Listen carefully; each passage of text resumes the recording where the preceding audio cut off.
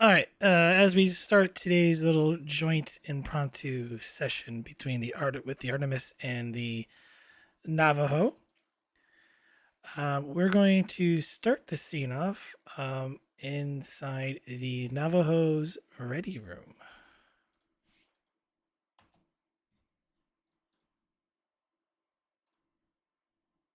Uh, it's been roughly Captain Prone, about a day since after the incident with the Tzenkethi finished. When you're hear a chime at the door. Come in.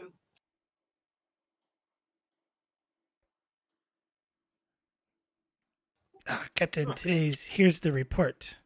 The Unity has successfully landed on the surface of the planet, and the colony governor has been selected. They wish to meet with you at some point. Very good, yeoman. They have a suggested time. They said at your earliest convenience. Very well. Respond to the colony governor. Let them know I'll be down in the next couple hours. Understood.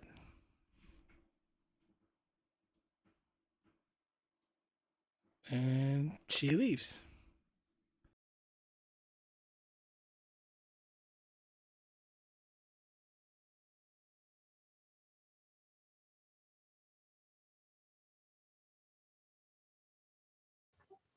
Prono, finish up whatever administrative, bureaucratic paperwork mess he was doing before the yeoman came in. Uh, and then when he's done, invite Vogel to fly him down to the surface.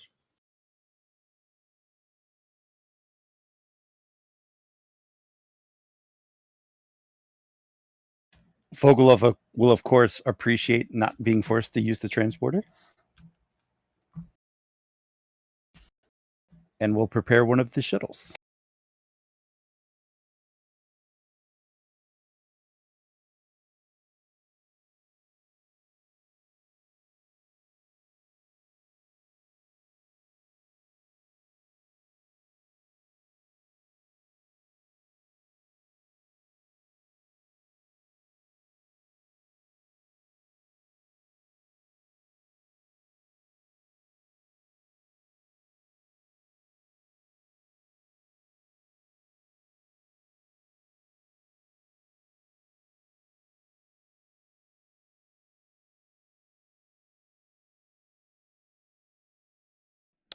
Anything else? Um, yeah, I said Peron said it's going to be finishing up paperwork before he's ready to head down.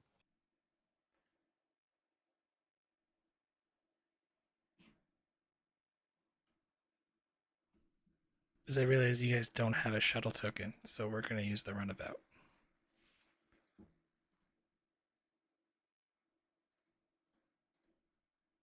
That should work. I think both ships have extended shuttle bays, don't they? I believe so.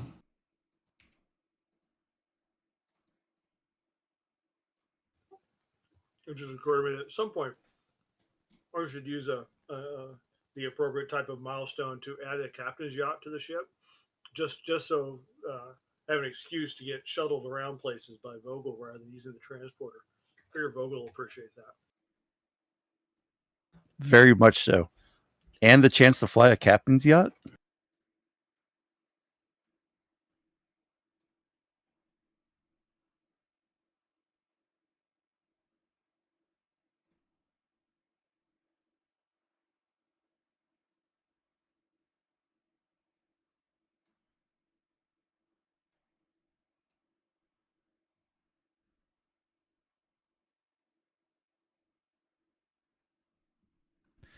All right.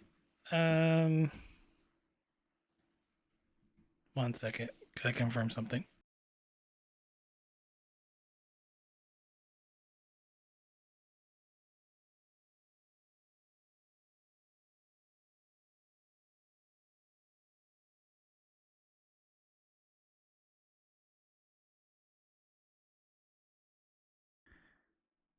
Real quick though, Vogel, give me as you're heading down to the surface of the planet, just give me a quick pilot check. Control con assisted by the ship's engine con, difficulty of 0.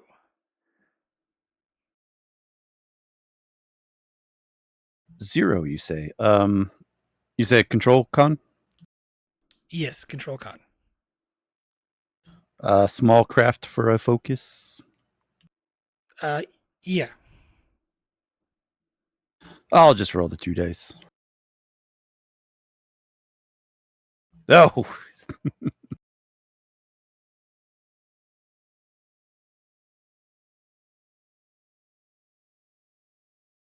sorry, Captain. This might be a bumpy ride.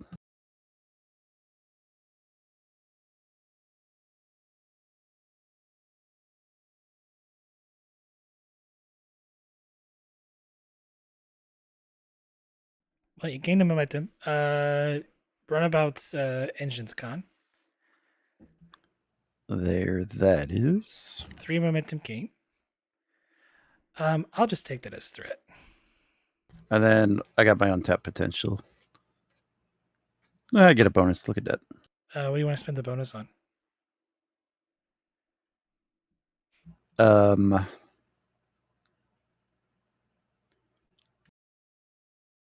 I don't think I need to add anything. Just a descent. I think we could probably just let it pass. Actually, you know what? I'll use that complication. As you're coming in for a landing, you notice that the gravimetric, essentially, we'll just go. This one of the thrusters is out of alignment. You know, you still expertly land the runabout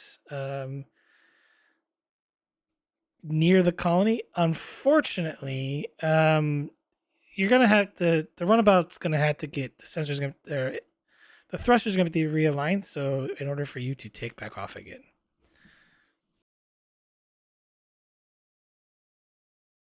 Sorry about the rough ride, Captain. It looks like the starboard thruster has gone out of alignment.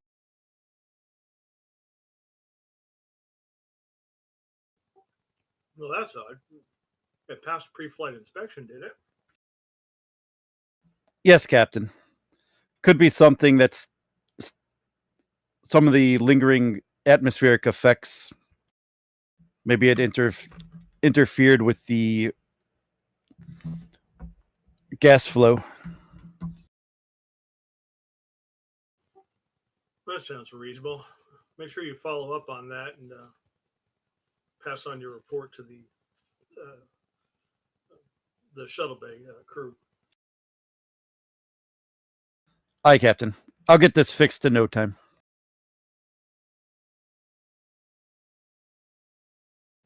I have every confidence in you that I could shave while flying while you fly me back if I shaved.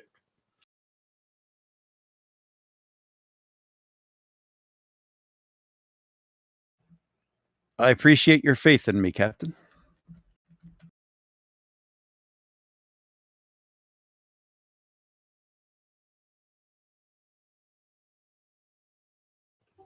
Always. Still best pilot in the quadrant. Though, if you want that on a plaque, you're going to have to learn to identify good fishing spots during descents. Is that going to be your standing order, Captain? At least unofficially, of course.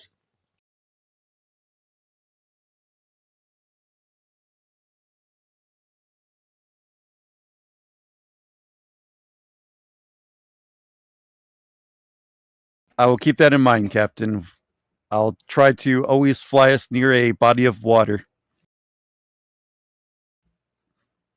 on descents.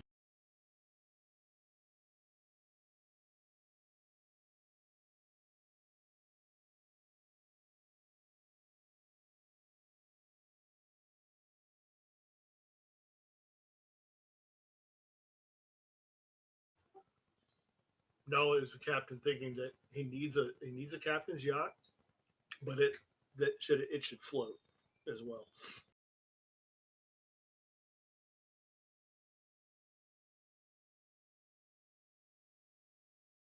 So you want a real captain's yacht then? You know, one that can double as a bass boat.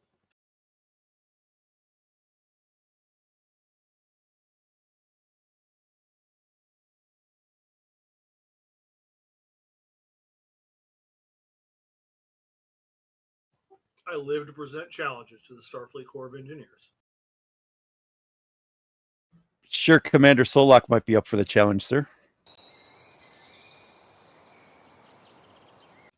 Perhaps, but I'd have to put up with a half-hour long lecture of why it would be illogical to have a captain's yacht that doubled as my personal fishing boat.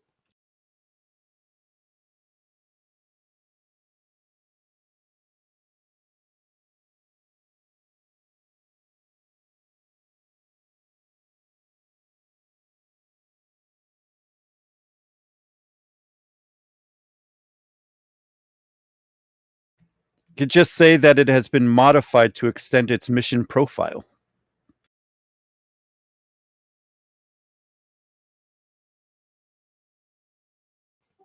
Well, if Captain Johansson of the Exeter can justify uh, his expensive golf holodeck program as a diplomatic function, surely I can do the same with a fishing boat.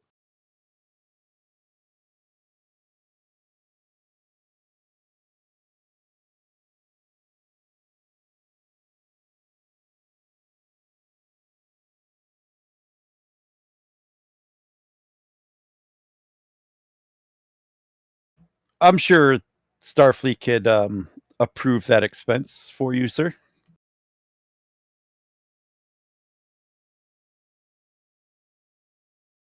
Of course I could.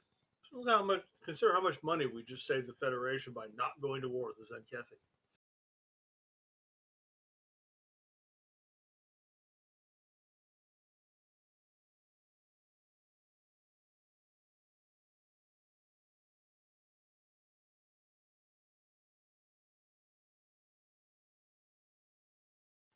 Price for that was high enough as it is, though.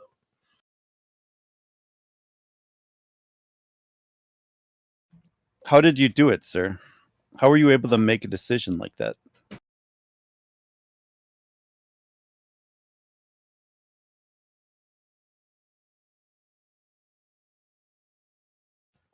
Yeah, that's a tough question to answer.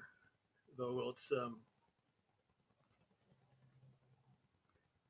at the end of the day, I had to make the decision that was the best. It was best for the Federation. Frankly, there was no good answer, no good solution to that situation. But the lives of those 8 individuals, stacked against however many casualties there would have been in the war, and potential casualties if what we believed about the Calathians is true. If there was a right thing to do, I'm sure I made the right decision. But you'll learn when you get in the command, Vogel, that sometimes you make the best decision you can and then just stand behind it.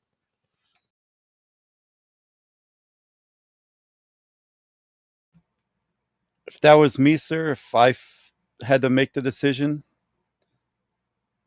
I'm afraid that we might be at war right now.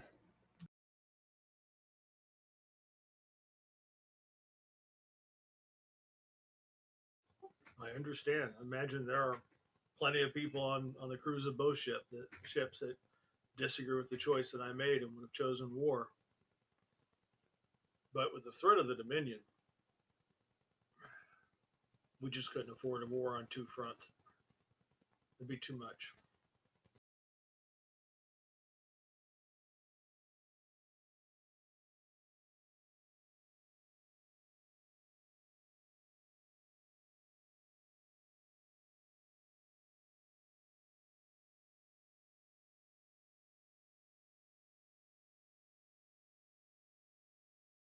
But between you and me, plenty of sleepless nights, double guessing the decision. Another thing you'll find about command is why you don't let anyone else see it. You'll have to make the occasional decision that will keep you up at night.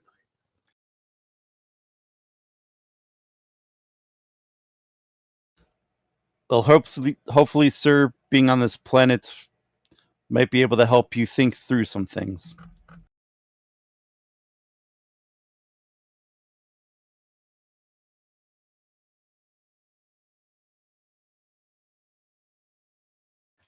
Well, certainly I'll get a chance to see what the decision bought us.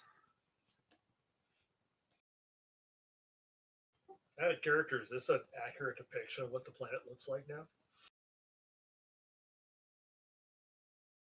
This is the colony location.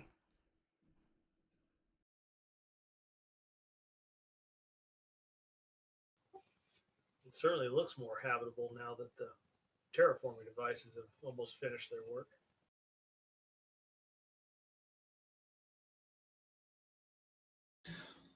Haven't been able to look at the technology myself, but from the initial reports I read, it's kind of an amazing piece of technology.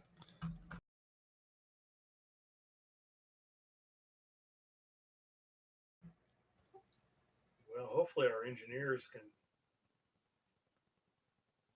reverse engineer it, see if we can duplicate some of this. Some of it might be beyond us, but it's something to look forward to. Certainly less destructive than other terraforming devices in the past. It's just amazing that it could do all of this with a previously volcanic world.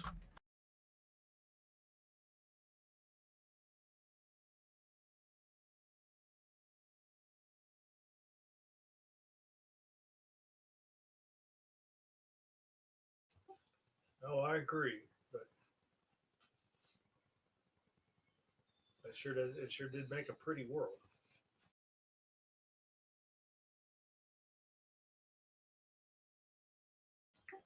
Do we have anything? My yeoman told me they picked a colonial governor.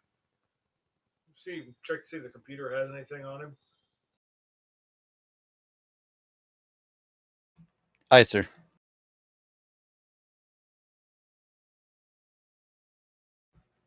And I think while Vogel's doing that, I think we'll head to the Artemis's ready room.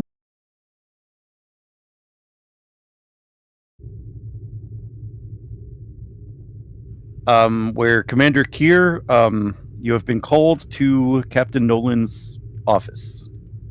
Or ready room, I should say.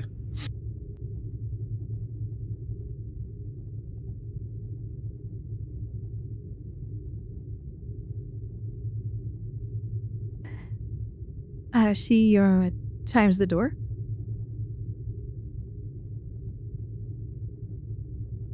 Let me see if I can find a door chip. Oops, that's not door chip. There it is. Enter.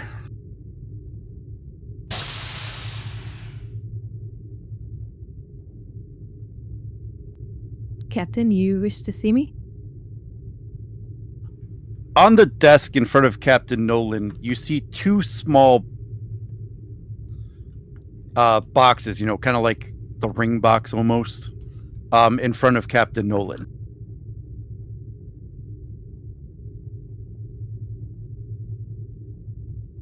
The ones traditionally used for pips.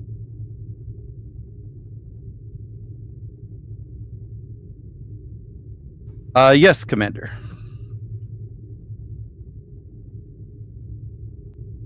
And he'll push one of the boxes in front of you. I believe this one belongs to you.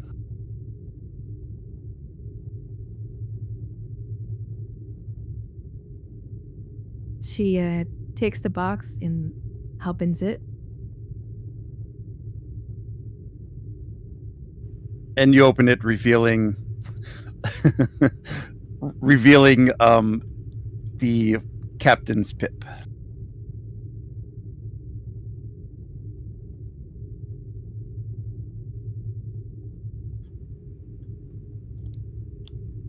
I told you at the start of this mission, Captain, that this would serve as your final exam.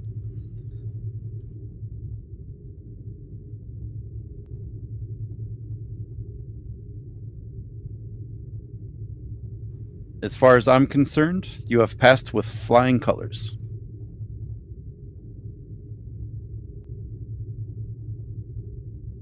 Thank you, sir. And I'm assuming I'm still acting as first officer until you find a replacement? Again.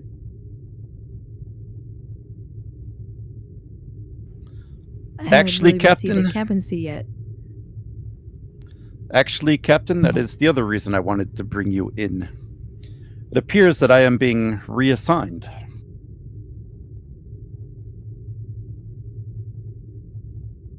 I would offer my congratulations. To where? If you don't mind. I'm actually going to be Starfleet's liaison here on the planet.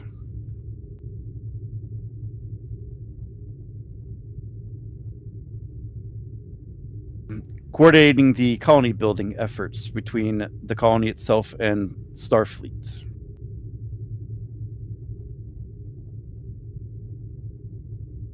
So a Commodore promotion.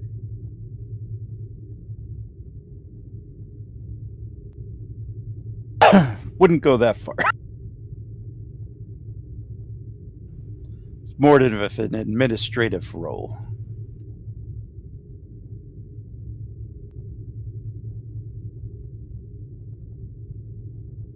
I'm assuming Starfleet is sending more resources to Gemulon V. Admiral Gibson already informed me of what they have next in the works. I don't know what Starfleet's hurry is in prepping this colony, but they are not wasting any time. More ships, more resources are on the way.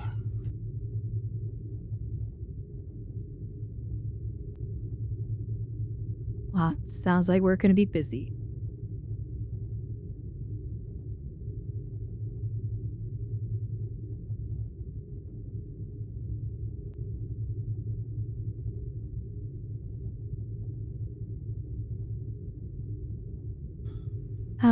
Who's Very the much box so. for? And yes. Would appear that Starfleet has decided that Mr. Rix is also deserving of a promotion for his efforts here on the planet.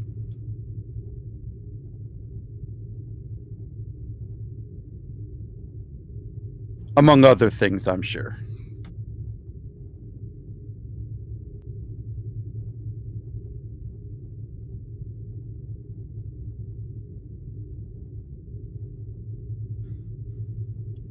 So I believe your first official orders as captain is to see to the promotion of your security officer.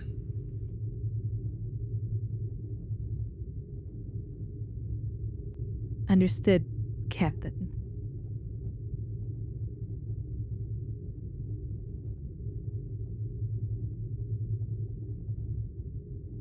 I am still waiting official word on where you'll be assigned. I'm sure I'll know soon. In the meantime, I still consider you to be the captain of the Artemis.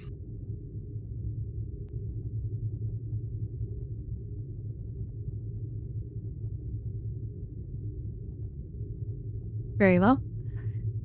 She taps her comm badge.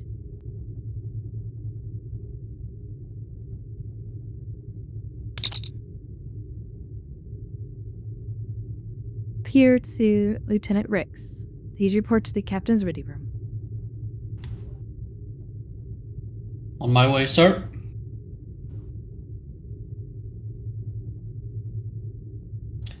He arrives promptly. Trying to find where your token is at.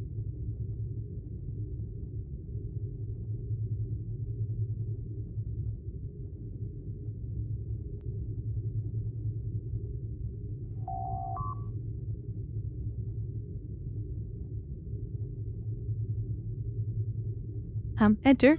Enter.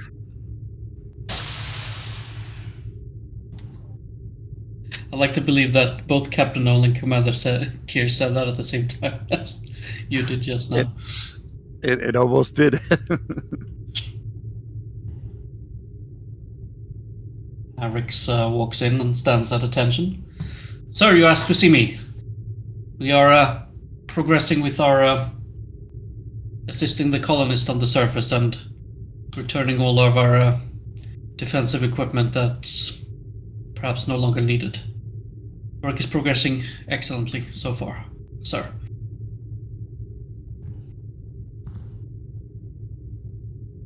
Kier looks to you, Captain Nolan.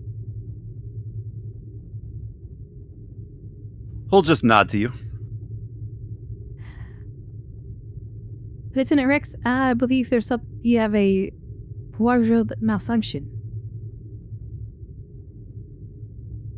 Looks very confused at you. I'm sorry, sir. You must be mistaken. I check my uniform each and every day.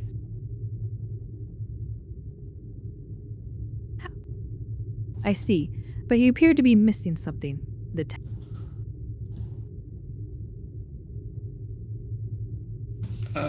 Yes, sir. What am I missing? Kier grabs the other black box. A zapping shows, Lieutenant, I believe you are missing a pit. Congratulations, Lieutenant Commander. Rix looks at it, still a bit confused. And he's at first almost reluctant to reach out and grab it, but eventually he does.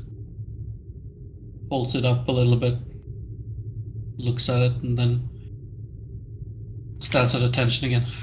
Thank you, sir. A great honor, sir.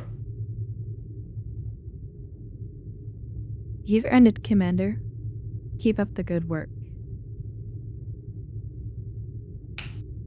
Thank you, sir.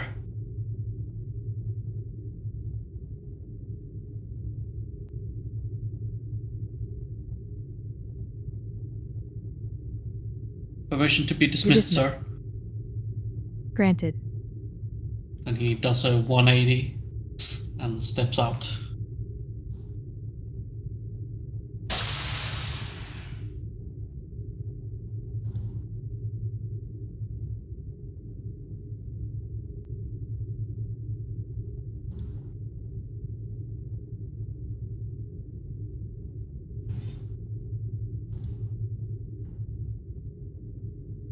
So, Captain, have you had the chance to survey the amount of Tzenkethi destruction?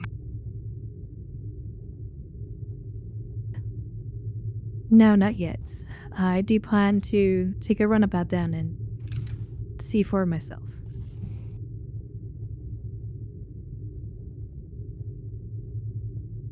Very good. I also come to understand that the colony seems to be holding some type of festival.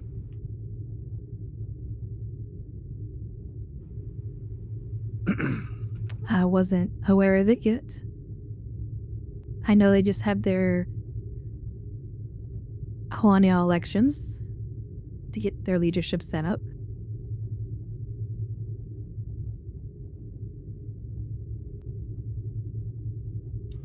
Yeah, I'm not exactly sure what the festivities entail, but they have invited the crews of both ships down to partake in it.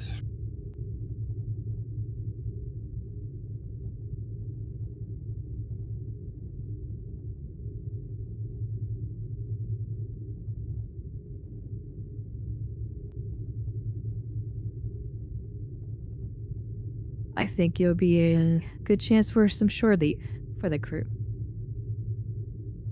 Chance to unwind Much after needed all at the that. events. It's very much couldn't agree agreed. more, It'll be sir. much needed at that.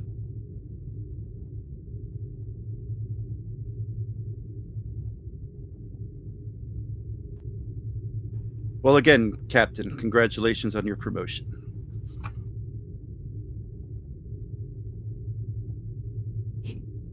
Thank you, sir.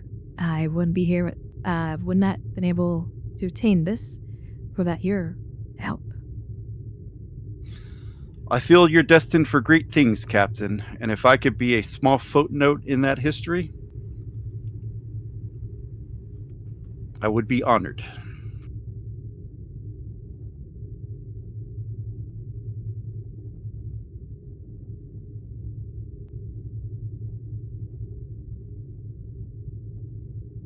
Oh, if you excuse me, sir, I have some business to attend to on the planet's surface.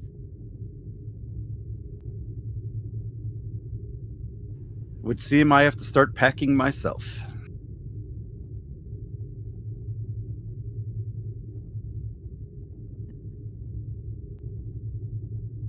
But they didn't say where you were running your operation from.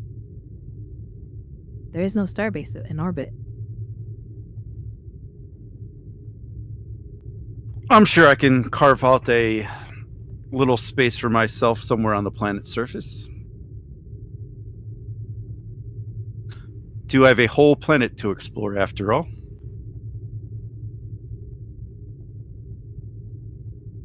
Well, then I will make sure Commander Kane makes you the best prefab home you could have.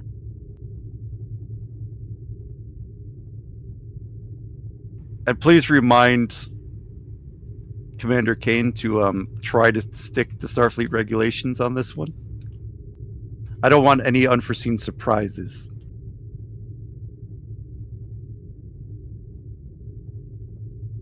I'll inform him that, but I'll have my kinda double.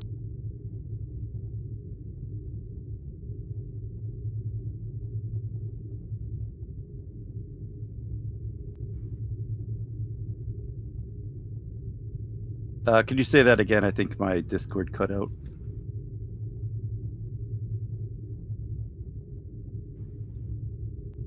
I'll inform Commander Kane of that. I will have Gardner check on that.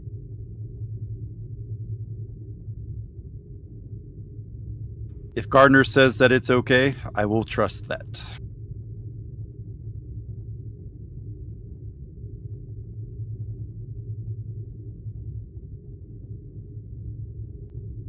Well, if you excuse me, sir, I have some duties to perform. Very good. Perhaps we'll reconvene down on the planet's surface.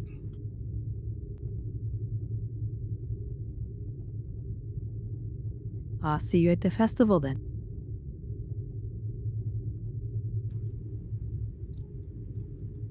Captain Gear? Captain Nolan.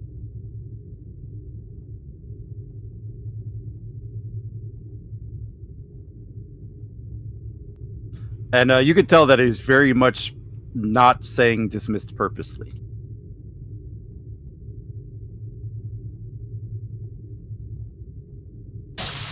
She read the thoughts in her.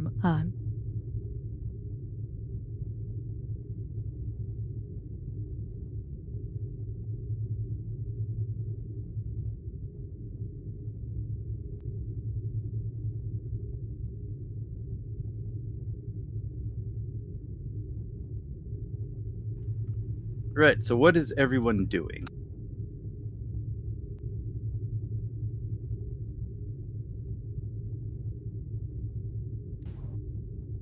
I think Rix is, after having gotten his pip,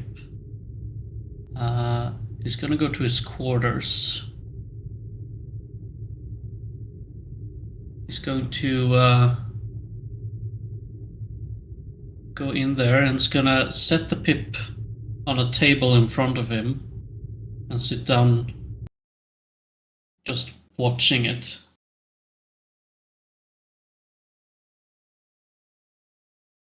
And what he contemplates to himself is, has he earned this black pip yet?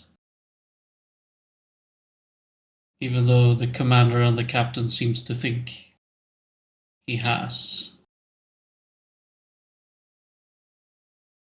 And for the moment, he's going to let the pip stay on the table. is going to remain a lieutenant for now, in his mind at least.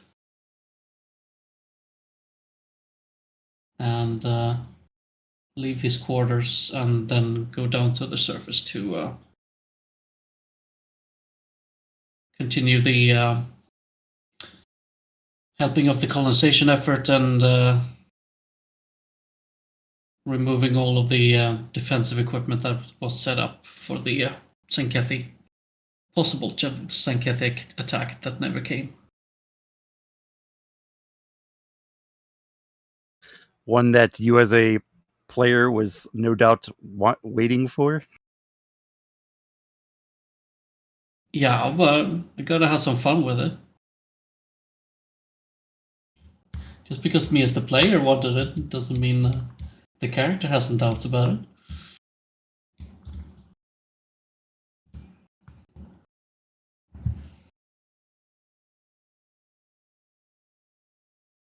All right, so Rix is heading down to the planet's surface. I think Kier said you were also heading down to the planet's surface. Yes. And then I guess the big question is, what is the captain doing on the planet, or Captain Prone doing on the planet's surface? Perone is going to go meet the new governor as invited.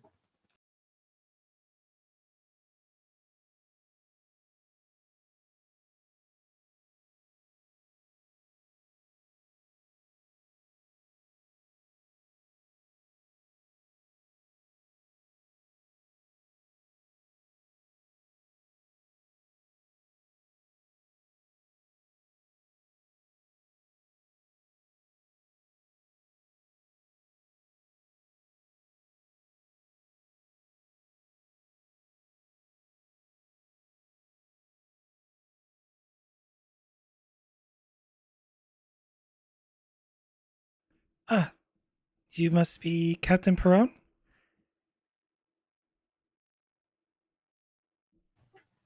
I am. It is a pleasure to meet you, Governor. And then he'll pause. Well, Mayor Elena Beleon. I was just elected as the mayor of this colony, and I guess also governor until other settlements arrive. It's a pleasure to meet you, Captain, and thank you for everything you did for us. She extends her hand. Perone will shake her hand. Well, like I said, it's a pleasure to meet you, Mayor Ellis. As I understand it, the other colony, we have a large number of colonists arriving in a short order of time. Ships are on their way here even as we speak. Yeah, it seems like there was a big push for this colony, and a lot of us took some pretty well, I say beneficial deals for this to happen. So we're all very excited for it, and I know this kind of came at a great tragedy, but I'm hoping to make something good out of this place. Which is why we're going to hold a Unity Festival here. Many of the colonists have decided to start putting up tents and kind of scavenging some of the local fauna to create unique cuisines. We're hoping that the Navo will stay for a while for you and your crew members to join us. Well, I appreciate the invitation. As long as Starfleet doesn't give us new orders, I'll be here to approve shore leave for my crew for your celebration. What do you have planned for the celebration? Mainly culinary, some games, and a talent show. That anyone is welcome to participate. A talent show. So, singing, dancing, poetry, that sort of thing. Anything that is entertaining. assuming within reason.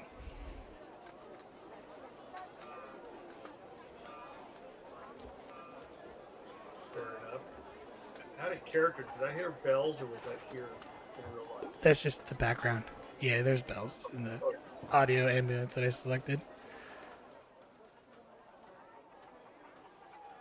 Wanted to make sure that wasn't something that. Well, hell, you put it in there, frozen. What were those bells? It's actually hammering of, someone like working metal, but it came from like, a fantasy, sound pack. So, So it could be the construction crews putting up the prefab. yeah.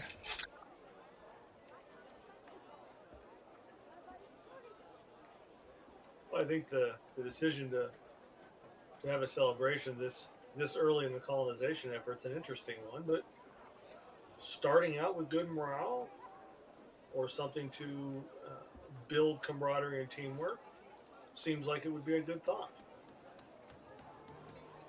It's what I'm hoping for.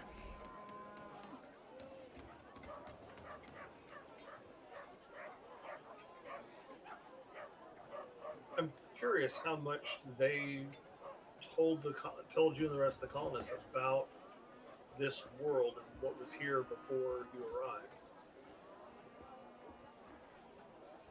From what we were told, it was just a class M planet, and we had the sensor data. It wasn't until recently we learned about that it was terraformed by a group of people that awoke and recently, and then were unfortunately their demise of what just recently happened with the Tzenkethi. It is heartbreaking, which part of the reason why I decided to help. Some of us agreed to, have a little festival to help lift spirits.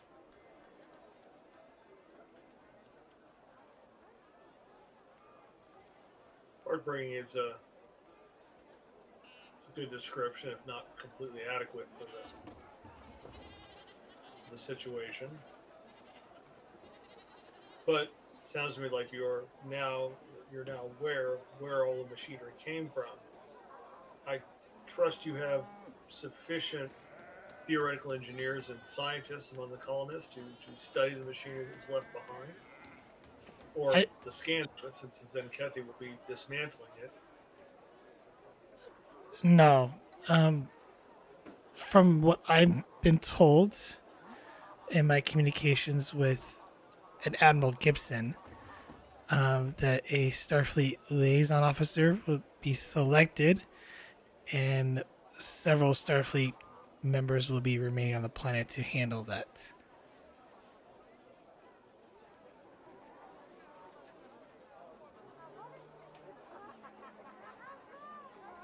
Well, I suppose that is a benefit for you. It takes one less thing you need to worry about, I suppose.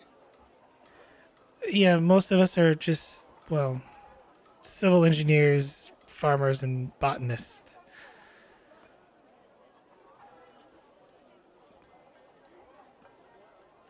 Well, I'm sure the liaison will pass along this warning, but I'll do it as well, since I don't know when your liaison will arrive. If you do find remnants of the technology from the planet's former owners, be sure to encrypt any communications about it. Don't speak too loud, speak too openly about it. The Tzenkethi are a bit paranoid when it comes to the Calathians. I can definitely see that, given what happened.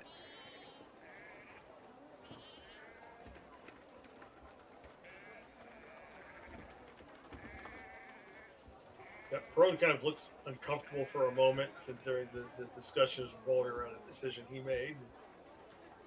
It makes an attempt to change the subject. Perhaps you could show me around your budding new colony? Yes, I would love to.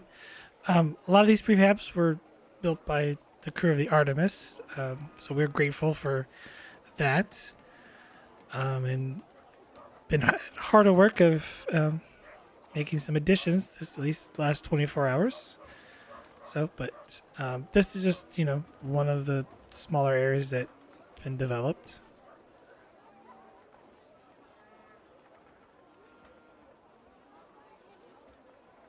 I see. And do you have everything you need? Is there anything that we can have replicated aboard the Navajo and sent down that you might have come up short on? We have everything we need, including an industrial replicator.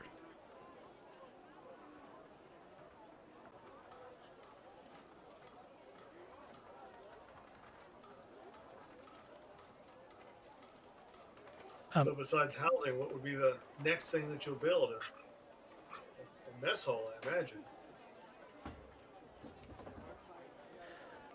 There's a lot on the list,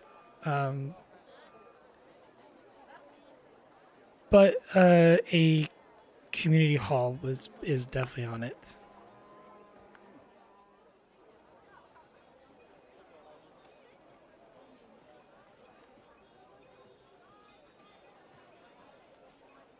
If you follow me, I could show you around the town.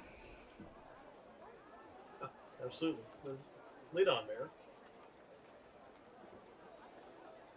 I'm not sure how far you want to go with the tour, but I mean, you can narrate it if you want. she just leads you around. Like, it's all very basic. Prefab homes. They're all like literally the same dimensions. Well,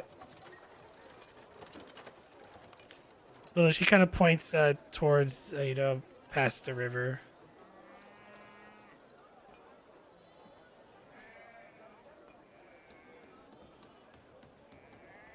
Coron will look with interest at the river and Oh, those people are really not there. So, along with the terraforming, has the planet produced any native fauna in addition to the flora yet? from my understanding, a lot of the fauna here has been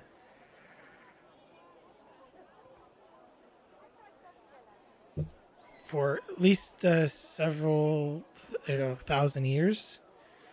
Supposedly, the terraforming, from what I've read, malfunctioned, and it was sort of in a hold state until the Artemis arrived.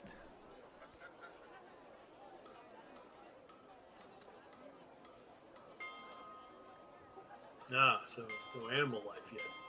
What do your scientists propose, or your biologists propose for introducing to the world?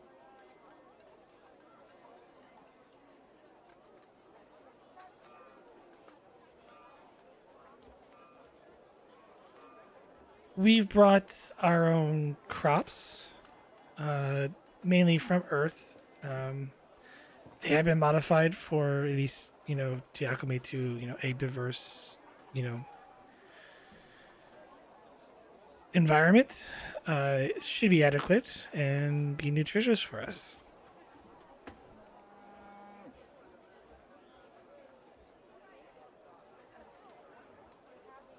Well, that sounds good. That prone actually just kind of, since they're near the river, he'll bend down and kind of cup a little of the water. Is the water safe to consume?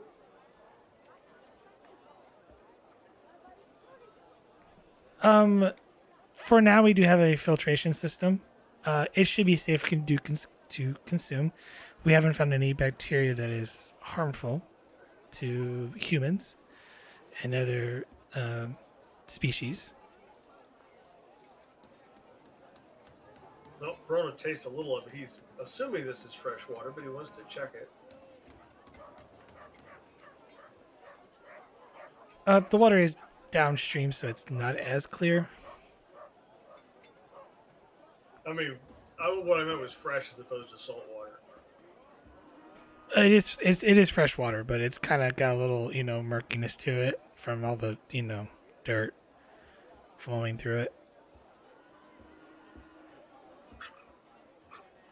Now, once determined, that prone will straighten back up and says, "Well, I've got some fresh fish in stasis. Normally, I use them for cooking, but they're still alive once you bring them out of stasis. We could get you a matched pair of catfish if you want to seed your river.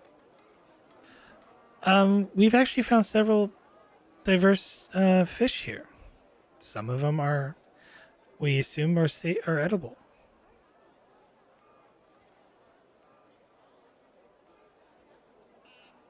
In fact, there's a lake nearby that the river flows into.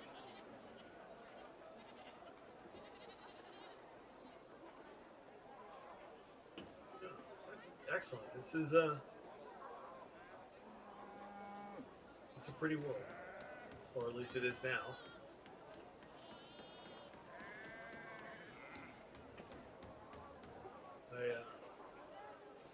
I appreciate your stated effort to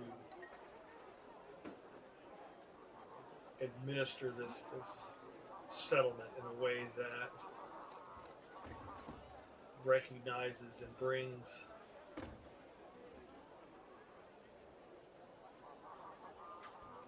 honor to the price it was paid for us to have it.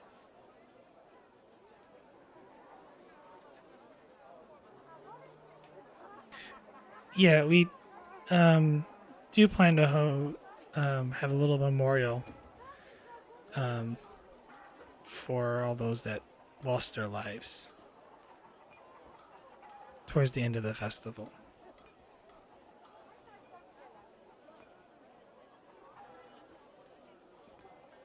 Perone just kind of nods. I think that would be very appropriate. And then he gets quiet at that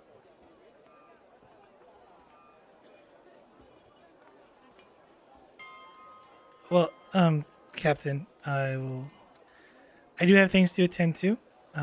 You're welcome to wander our quaint little colony here. Just let me know if you need anything. Thank you. I will. Your invitation is appreciated. I'll probably stick around for a little while and then have my XO begin scheduling shortly.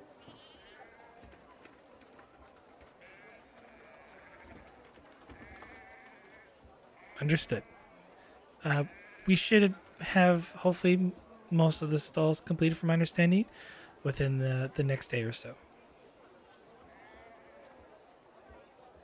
Some of the food might be replicated. Some of it might be from the local habitat. We'll see. Sounds good. Well, I won't keep you from your duties much longer.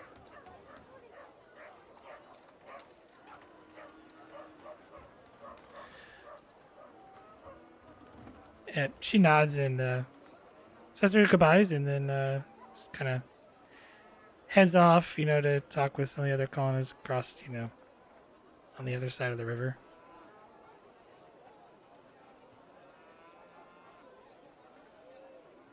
Yep, Pearl's gonna go for a walk, probably down the river towards the lake, but he will contact his XO and tell him to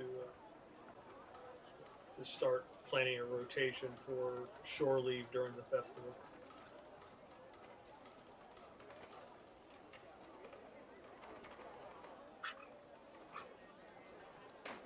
I don't want to play Caval's character for him, but he responds appropriate.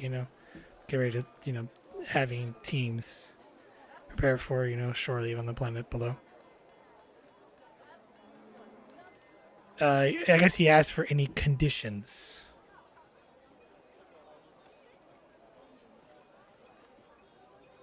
I'll leave that at his discretion. I haven't seen reason to make conditions as long as we have adequate crew aboard the Navajo at all times for complete shifts. He notes that and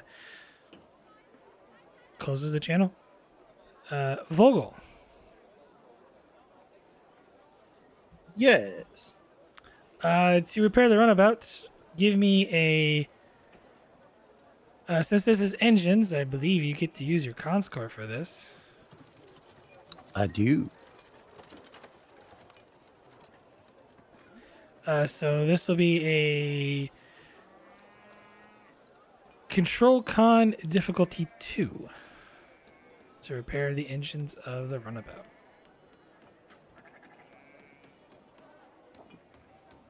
Diff 2, you say? Yes. See, we still don't have momentum. Take one of those lovely threat things. Should have 3 from earlier. Oh, do we? Okay. Yeah. I will use Question. one then. Question: would it be okay if Rix just came by and saw Vogel working on the shuttle? It's free roleplay at this point, so if you want to be there at the colony, that is up to you. I'd like to, if I may.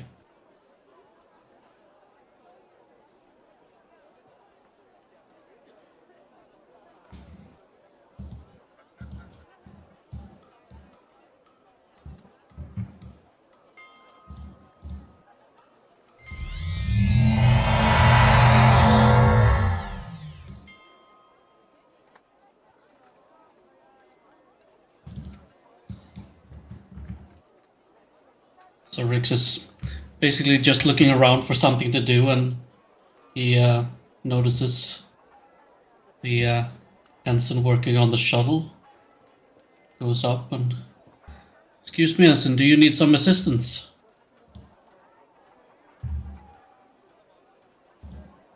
Taken back a little bit because she wasn't expecting anyone to come up yet. It's like,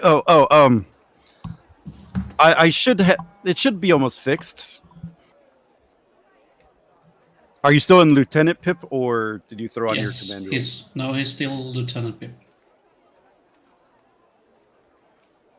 No, Lieutenant. I should have this. It's not. I just have to realign the thruster manifold here.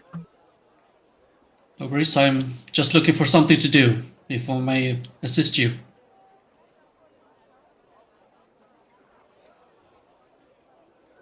I'm not an engineer, but I know my way around a plasma torch, at least. Oh, in that case, sir, if you wouldn't mind monitoring the plasma flow. Understood. So, what's your name? Ensign Vogel, sir. Lieutenant Rix. And he almost stops himself at Lieutenant. Artemis.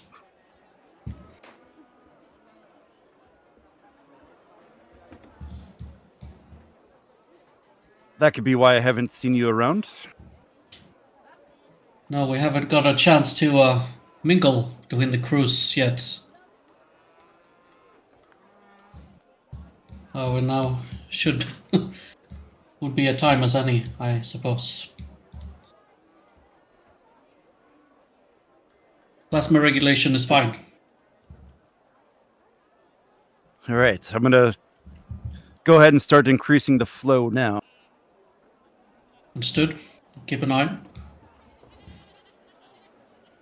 And GM, I'll use one of the momentum. I don't think I have a focus for this, however.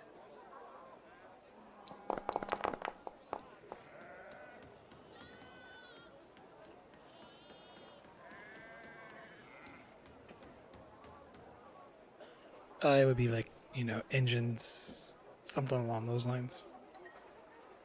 Yeah, I didn't think so. So I just rolled it without.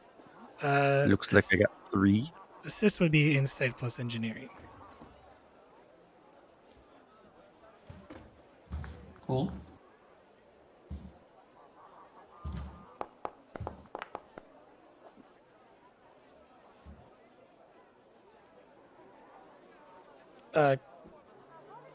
Gain 2. Both of you managed to make quick work on repairing the starboard thruster of the runabout. Let me guess, you're a pilot. Yes. Is it that obvious? I'll just... I see how you care for her, so to speak. I once knew someone who also cared for their ship quite a lot. Polished the shuttle almost every day before going out on mission. Even though we were only going out in space, there's not really much dust out there. I'm just being a little overly cautious, I suppose. I mean, you never know with the Tzenkethi around. And besides, if we have to get off this planet in a hurry, this thing will get us out of here quickly. We're expecting trouble? Still?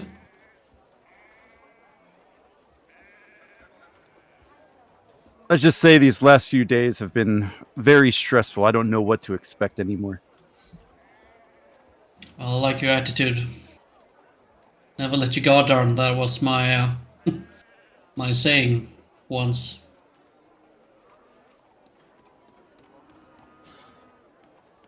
I don't know, this whole situation, it's strange.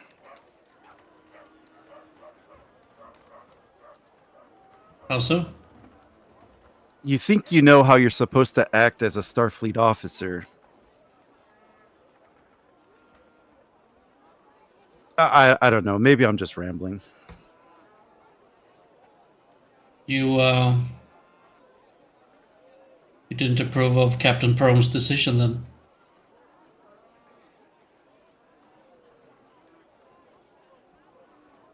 I don't know if it's the choice I would have made. But looking back on it, if I made the choice I thought was right, we're probably at war with the Tzenkethi right now. Or worse. Maybe. I can tell you my point of view. I agree with him wholeheartedly.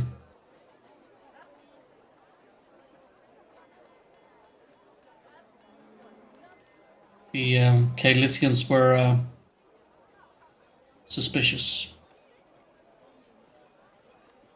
Could very well have been a bigger threat than the Tzenkethi.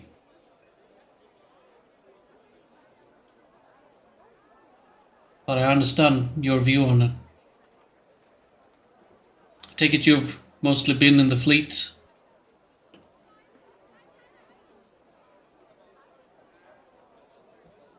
I mean, I've grown up on Starfleet ships my entire life.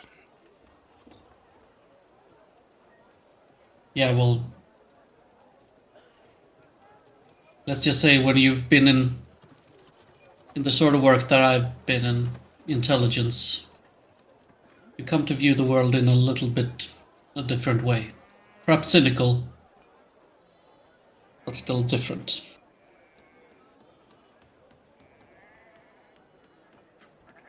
You see threats pretty much everywhere. Suppose there is still a lot for me to learn. You never stop.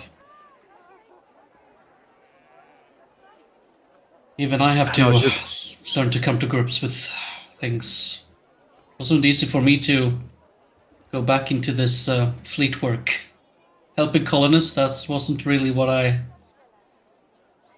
had in my future as a intelligence agent when I started.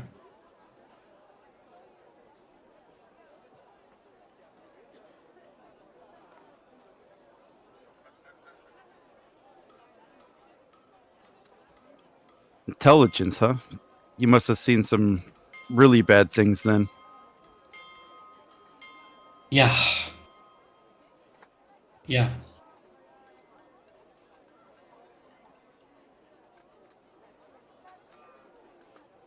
This planet is very nice.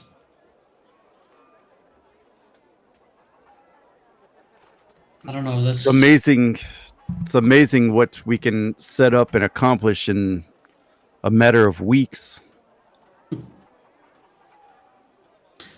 Yeah, well, when you put your mind to things, you can achieve the improbable, even the impossible. Setting up a colony, that takes dedication.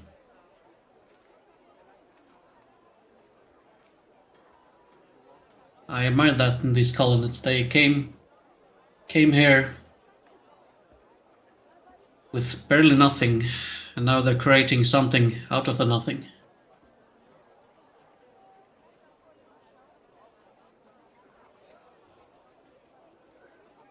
They definitely couldn't have picked a better location to start a colony, though, as she looks around the valley. Well, with the exception of alien artifacts being buried, and then having the Tzenkethi coming to take claim. But otherwise, yeah.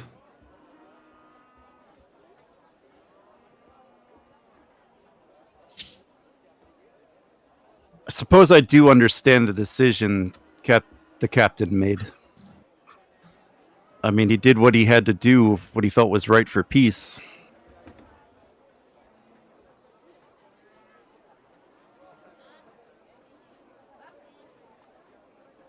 Yeah.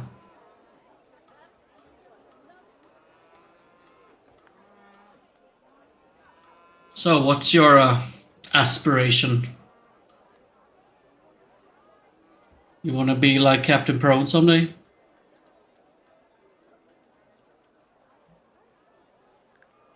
I'd like to. I think that's why I was drawn to the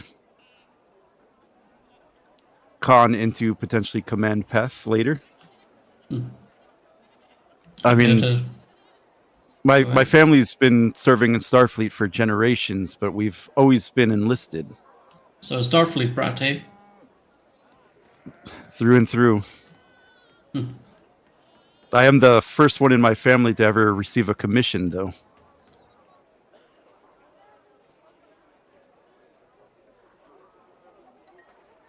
Are you set on Captain? You have that goal in mind?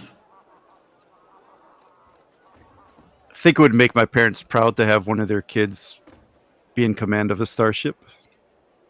What about you? Not your parents, you.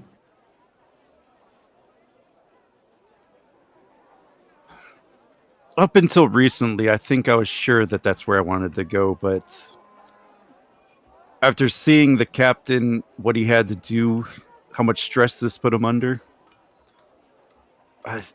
I guess doubt has crept in.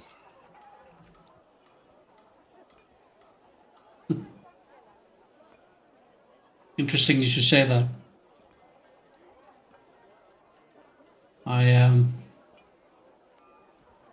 I've had a bit of a personal crisis myself just now.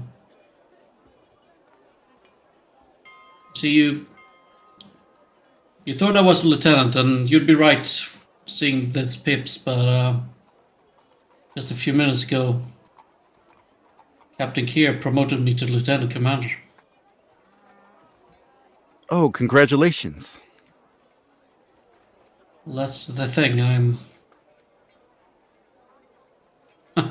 I'm not sure I'm not sure I want it.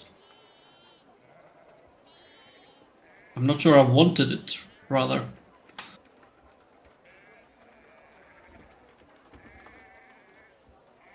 I'm sorry if I'm being personal with you. I just feel like I needed to talk to someone. I don't mind. You sure? I mean, after what everyone's been through, sometimes it's just better to talk out what's bothering you. Maybe it'll give you some perspective. I'm gonna see if we can find some ways to talk somewhere. Maybe they have a bar up here yet. I assume the first thing that someone set up here was a bar.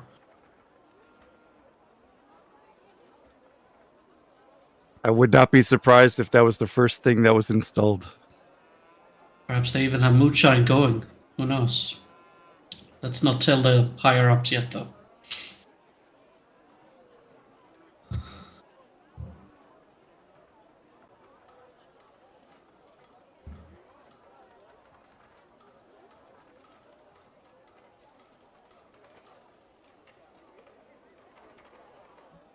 At the very least, it'll keep Dr. Whitman off my back. Do you want to know what that's about? She tends to think that I overwork myself and that I don't do anything fun. You know what? Next time you're able to talk to our Commander Kane, we should have them introduced to each other. Commander Kane has a lot of fun when he wants to. Not in all their best ways.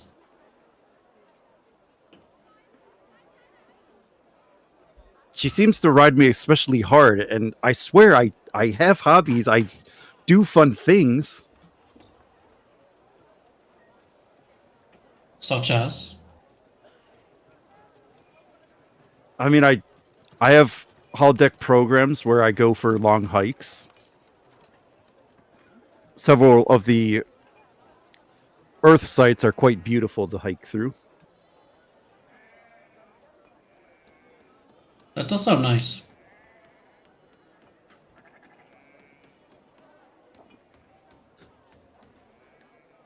It's just sometimes, when we're flying through the Badlands, you have to stay focused, I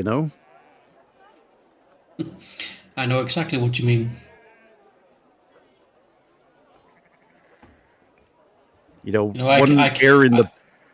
One error happening in the Badlands, you could lose the entire ship.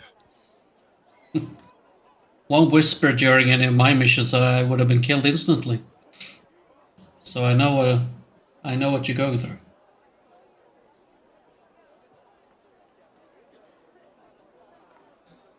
I mean, I'm sorry if I felt the need to be over-prepared for the mission. There's no such thing as being over-prepared. But if you ask me, training missions are fun in their own right. I guess you call it fun. I tend to view it as practice. Even more practice. And then practice.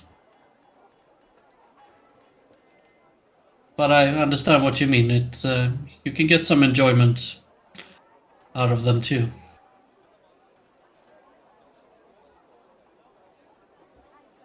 Do you have a group that you socialize with, have fun with?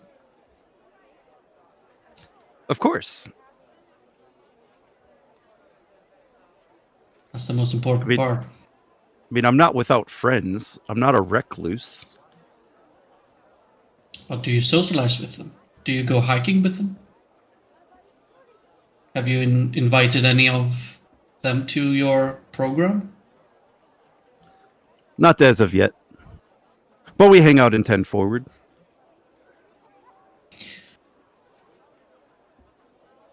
One of the things I took away from my time in infiltration is that the squad was everything. I was in a infiltration squad. We were about 5 people. Always sent on missions together. We lived together, ate together, slept together. We had fun together. And I think that's what saved us from taking the work we had to do so hard. We didn't have each other, I think. I don't know, we might have even gone rogue. We might have used the knowledge that intelligence taught us to do other things. Go rogue.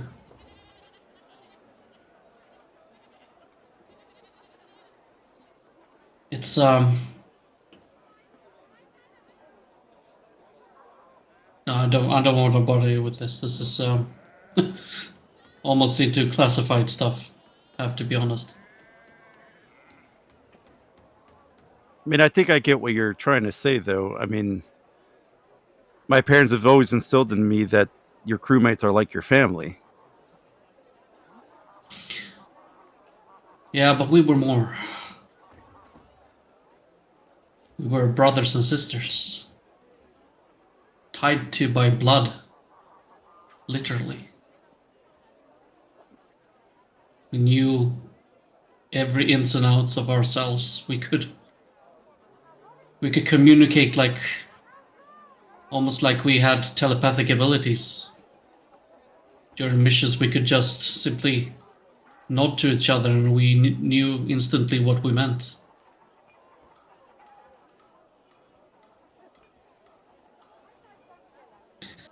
That kind of bond is it's hard to lose. It's hard to live up to once they're gone. No, I think I understand. Do you have any family outside of your extended family, as it were? Oh well, I still have my mother and father and my little sister back on Earth. They're diplomats. I was supposed to also be a diplomat, but well, to coin a Earth phrase, I was the black sheep in the family. I went straight to Starfleet.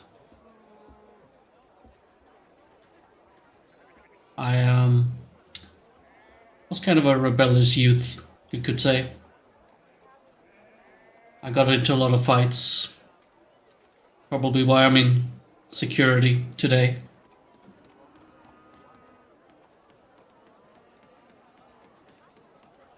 But I still had the sense of duty.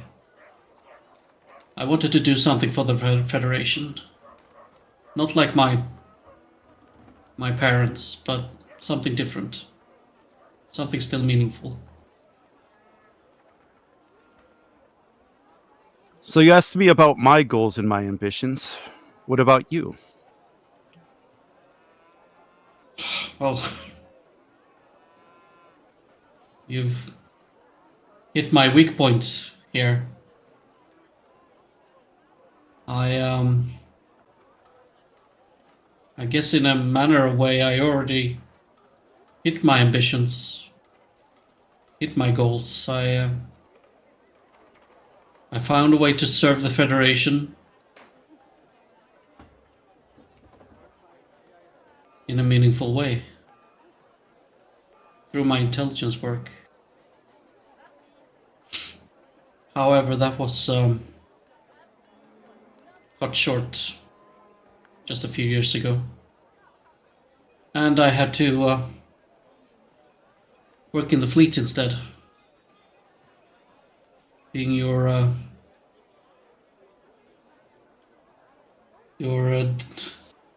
usual chief of security instead of infiltration.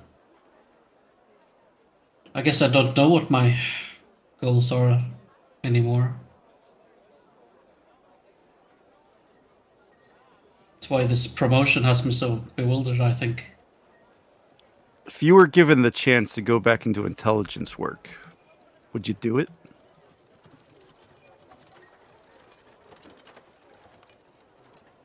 I don't know. I've thought so for a while. I think so. But then there's opportunity here too, I think. With regular fleet work. I guess I don't know where I wanna where I wanna go at this point.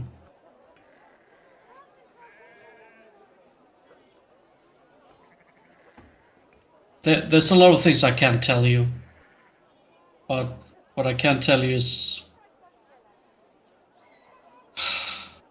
the squad I was talked about, all of them were killed.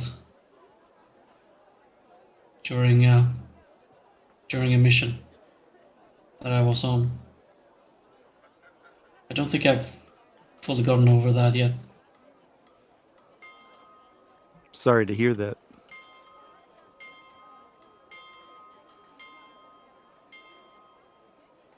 Yeah.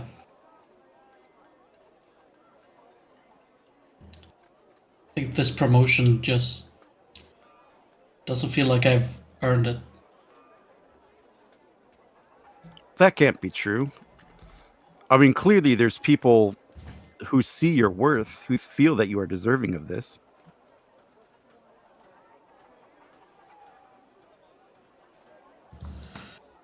I'm sure the captain and, well, the captains, I should say, have the reasons for promoting me, but I don't know if I feel like I've done enough to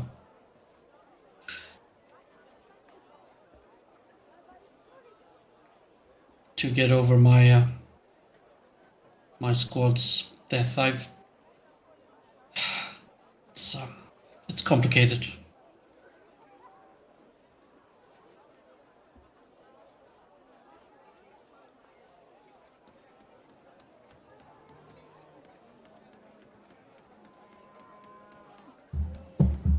Well, let's find that bar, shall we? We can. I'll probably spill more once I'm a little bit tipsy. Right, yes. Yeah, it'd be nice just to walk around the colony too. Yeah, let's see what they've done to the place. Well, we built it first. All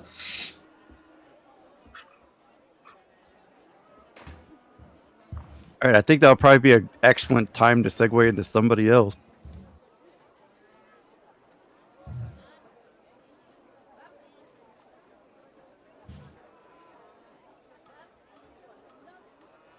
Let's see. Probably cut to Kier and the doctor.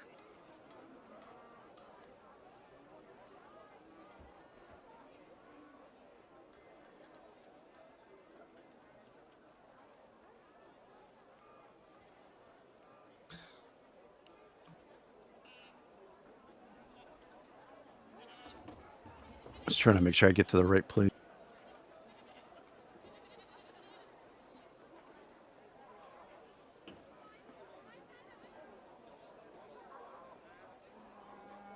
Where did they go?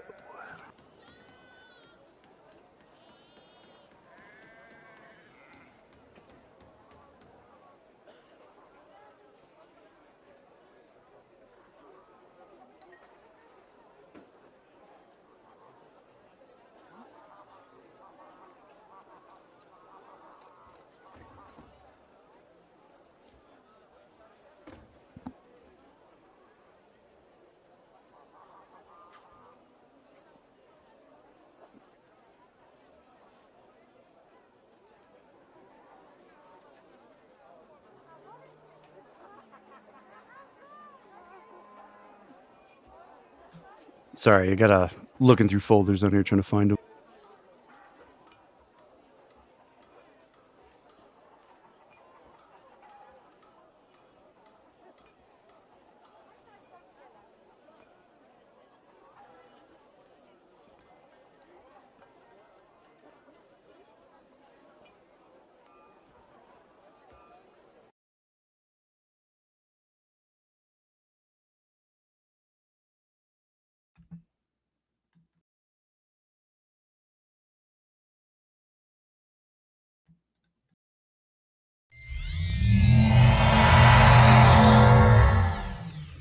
All right, Dr.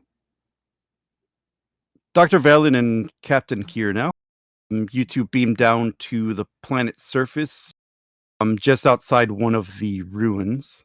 Or, sorry, one of the biolabs. Labs. I don't know, where they kept all the DNA samples. That place.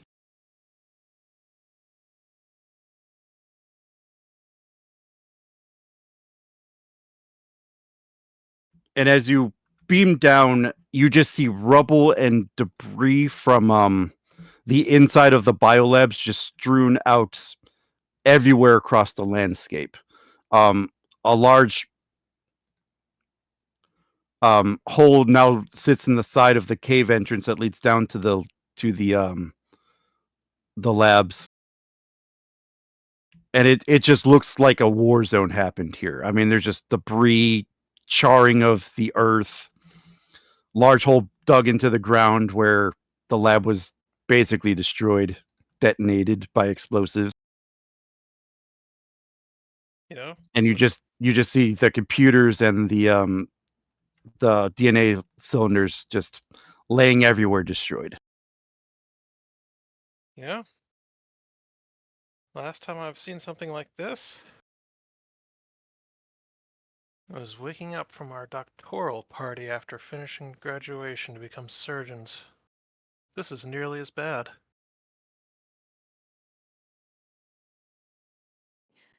Think they left us Seems anything, like- Commander? It doesn't seem so, Doctor.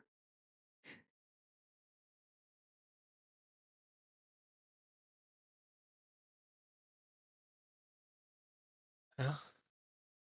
I will flip out my tricorder and start scanning the area, see if anything did survive.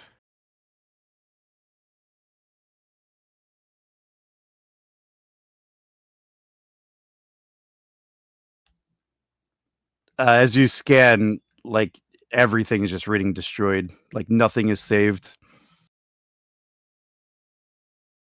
It almost seems like they took phasers to the holding containers individually in some cases. Yeah, Tzenkethi did a thorough job.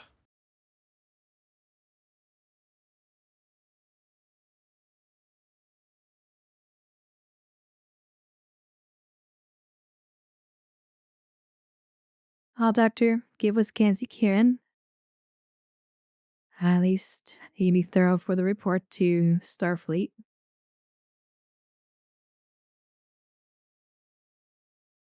Commander, there is one thing I need to confess.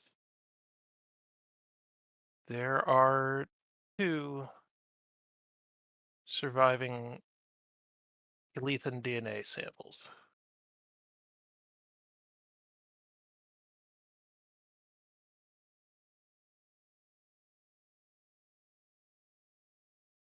They're up in the medical stasis unit on the Artemis.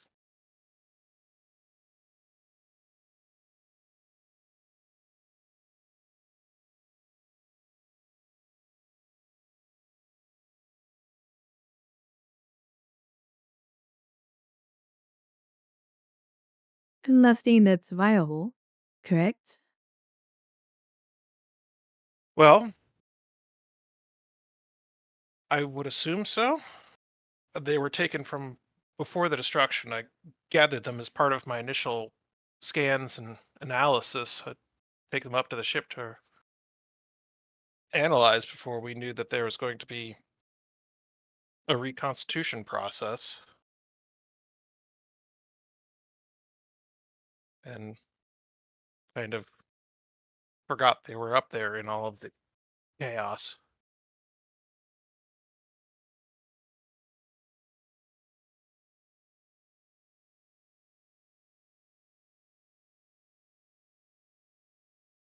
Well, they can't be reconstituted, seeing how this area's Not been by the like preferred completely. method.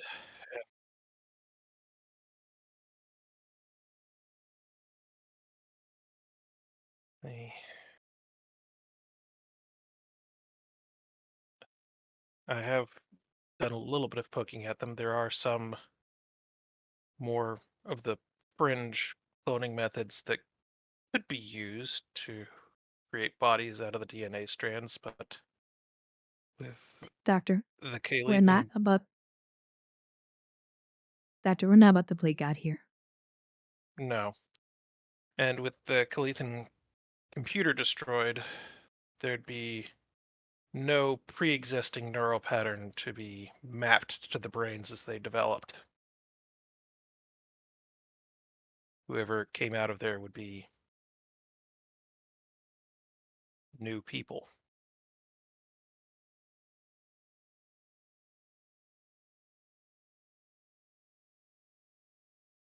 I expect you to follow standard Starfleet procedure on another and oblige on the treaty that has been signed with the Tzenkethi on this.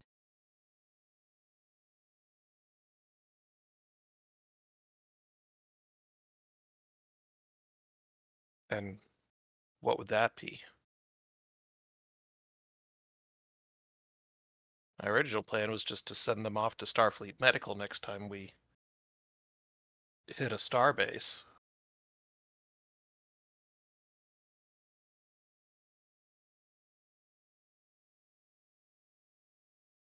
I don't think we could have a standard procedure for a situation like this.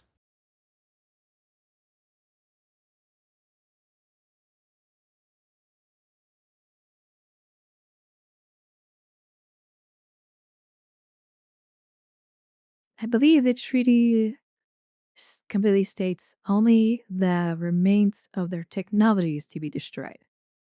It's just a DNA sample. I seek you're not within violation of sending the samples to Starfleet Medical.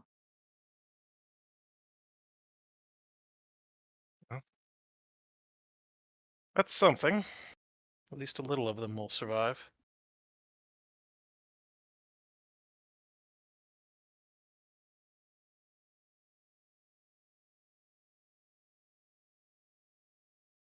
Didn't feel particularly at ease with the idea of simply letting them be destroyed either way.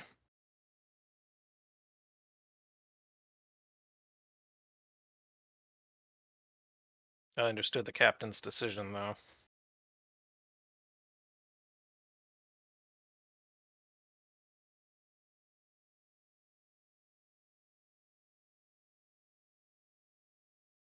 There was no good solution to this. After. Either way, death was going to come for all of Someone. us or some of us.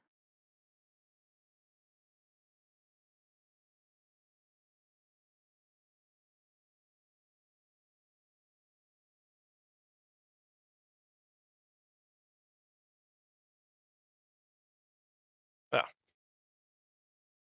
maybe these two have evaded death just a little bit longer. In their own way. Any signs of the two Coathians who were here? The fully formed ones? Yes. Do I find anything? You do not. No, like traces of them in the hallway of trying to escape or being smeared on walls or anything like that? Nope.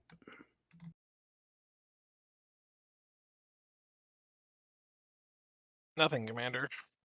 If they got away, they did a very good job of hiding themselves.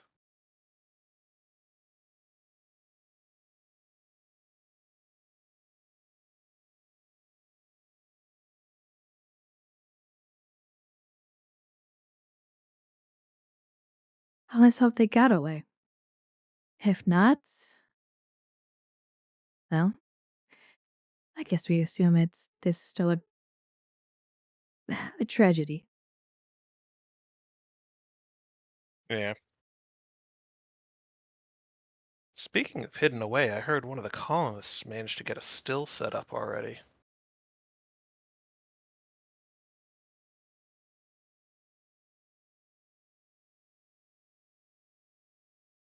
They've probably been burning on the ship they've been on for 6 months. Well, I guess it's one way to pass the time, but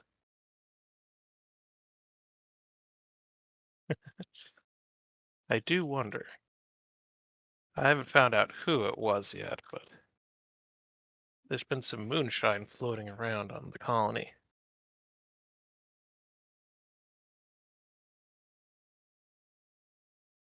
May have to see if I can get a sample to take up the ship. For research purposes, Commander. Of course.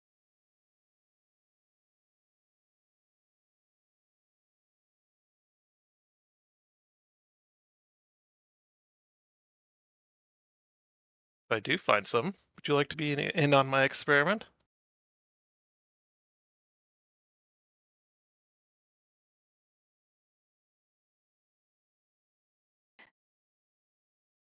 You know what?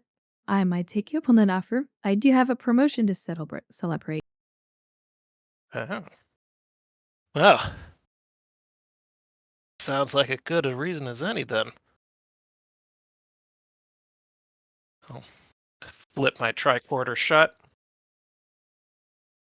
I don't think we're going to find anything else here, Commander.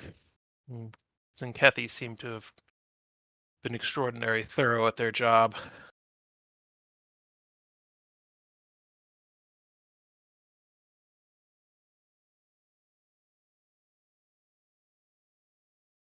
Well, I guess it's back to the ship for us. Or to Report the to file with colony. Starfleet. And I'll head down to the colony as soon as I'm done. I think I will head directly over there. I need to do one last check on the clinic that's been set up. Make sure everything's in order before I put my signature on it. Well, then I'll leave you to it. Doctor?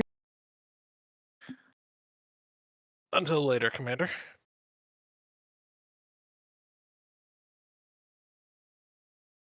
Taps for combat. Here to Artemis. 1 DB map.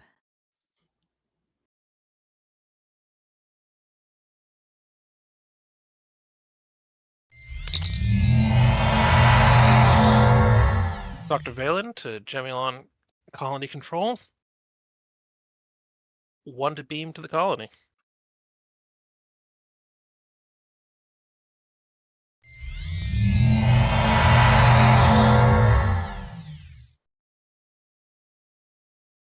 All right, where do we go to next?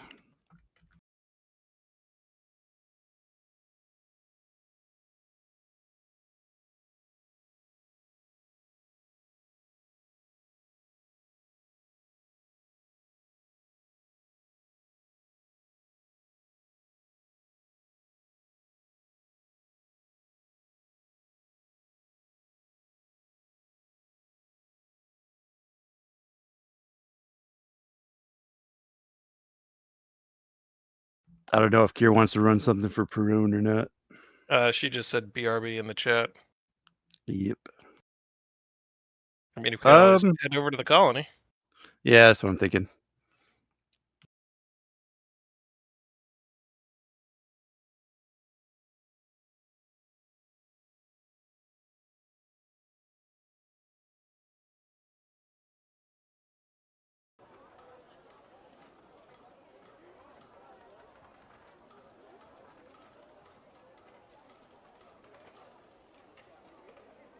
No, I'm just throwing tokens on a map. I don't know which one is going to ultimately be the clinic, but that was not the right button. I don't know where I beamed in at most of the colonies. There we go.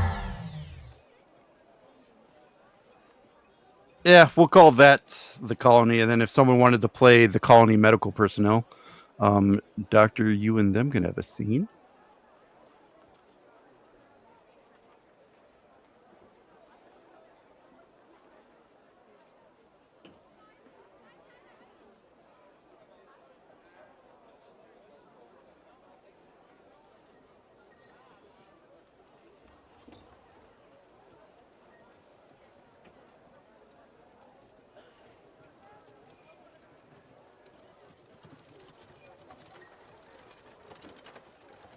We'll repurpose a couple people.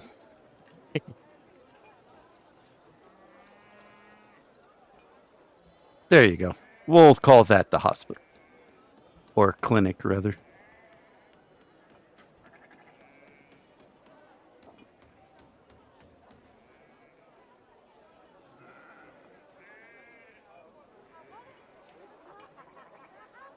So if people wanted to play the NPCs, and then Doctor, you play you, and have it.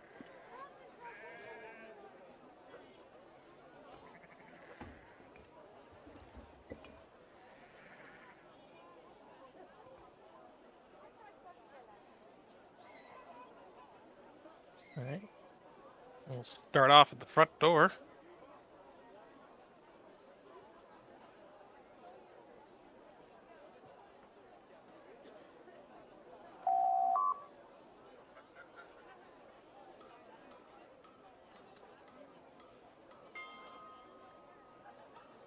From inside, one of them will shout, "Enter."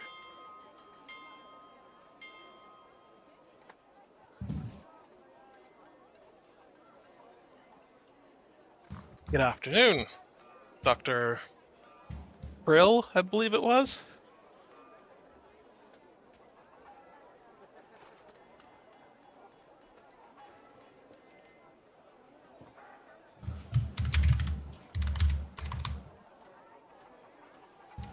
I can't see inside the structure, so I don't know what they look like. Yeah, we'll just throw your token in there so you can see it. There we go.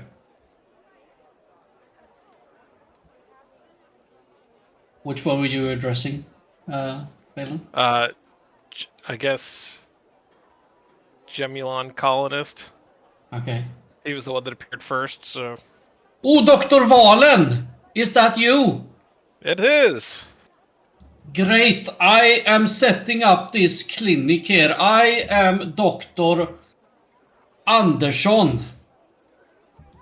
And I think we have most of the things set up here, but I could use your assistance so we can get some...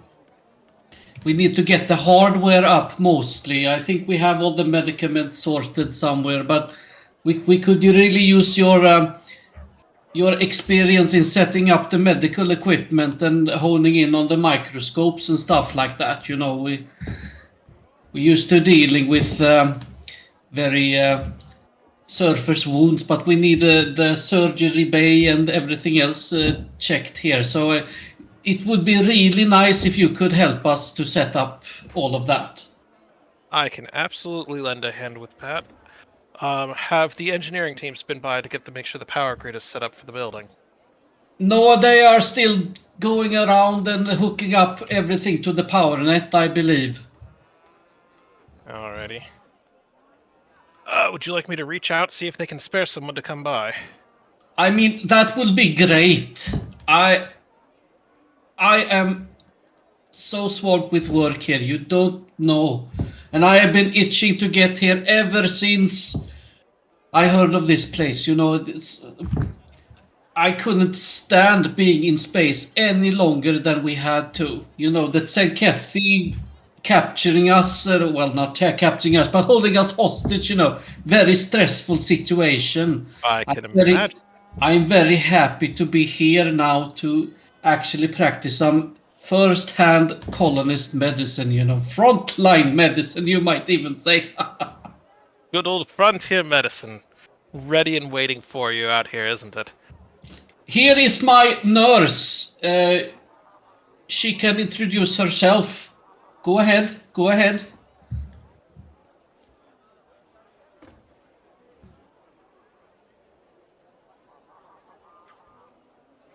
The Captain Perone, you've been summoned to play a nurse.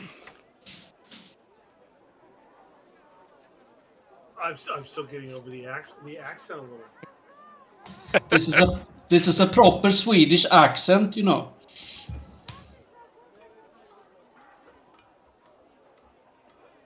Yes, doctor. What can I do for you? Yeah, I can't do Swedish. You don't have to if you don't. I can only do Italian while speaking the language. I butcher it.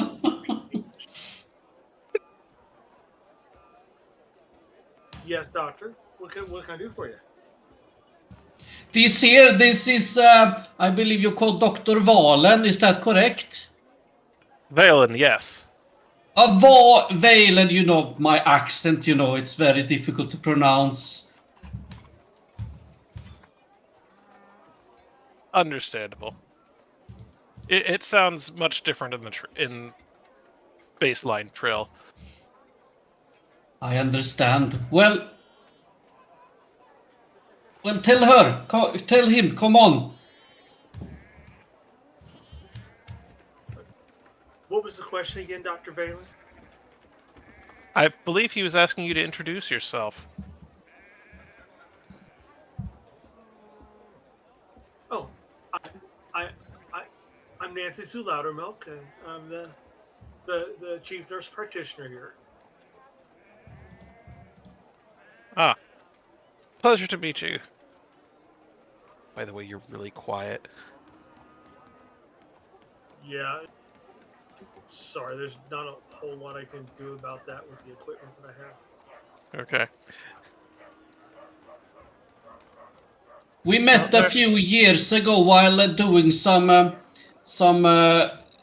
seminars at a colonist seminar. You know it. We have these yearly things where we go and have some workshops and stuff. And we met there. You know what was it you were conducting a seminar on again?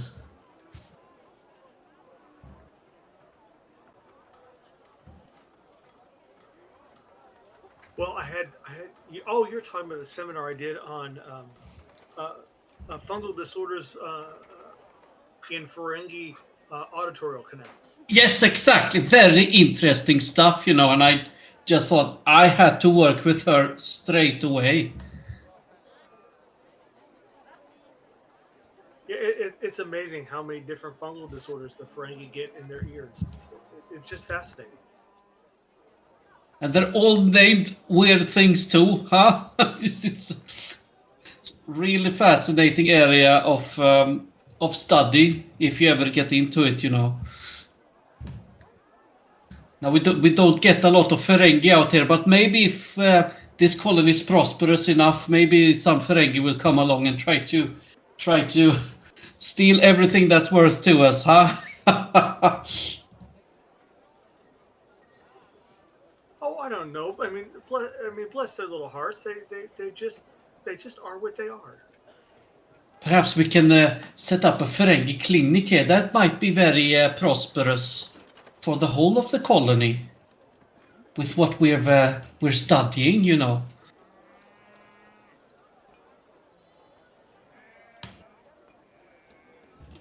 Well, you could get them. You know, once you get if we ever have like a trade depot or a farmer's market or just a trade day. I mean, the Ferengi would be great for organizing that, right? That is true.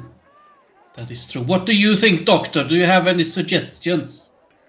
Well, we are not too far from Ferengi space. I'm sure having a nice warehouse or depot that they could use probably would be a good attractor at the very least. And if you can set up something, maybe get some specializations going in Ferengi medicine. I hear they pay very good amounts of latinum for a good doctor. I will put in a request with the governor as soon as we're set up. Excellent. Speaking of which, that reminds me, just a moment.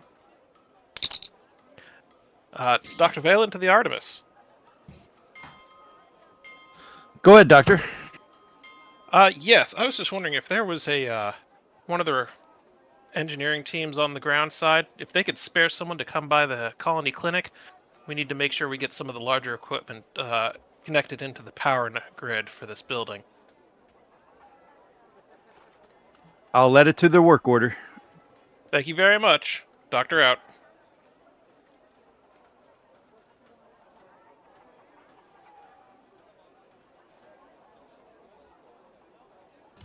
That is a great help. Thank you very much, Doctor. Always. A colony without a clinic, no chance of surviving. And speaking of fungal, I took a lot of samples of the local mushrooms in the area.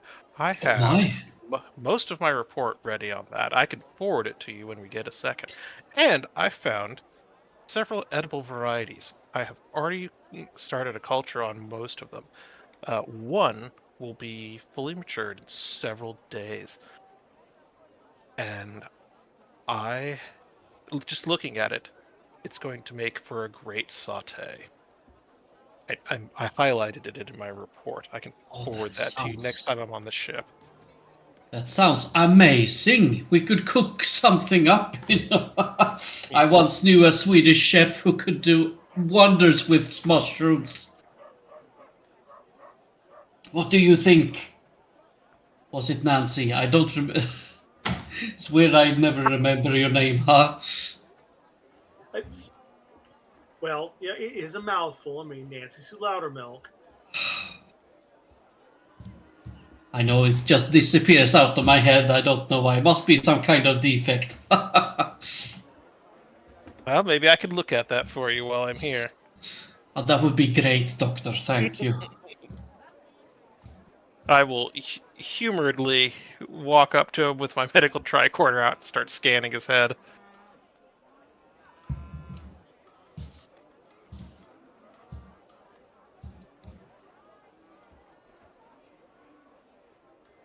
It's probably as normal as can be.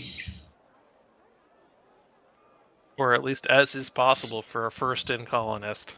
Hmm.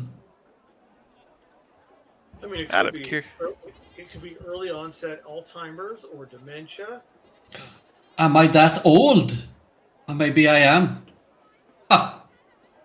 You know, age catches up with you so quickly. You never know. You might be just unique, and get it early.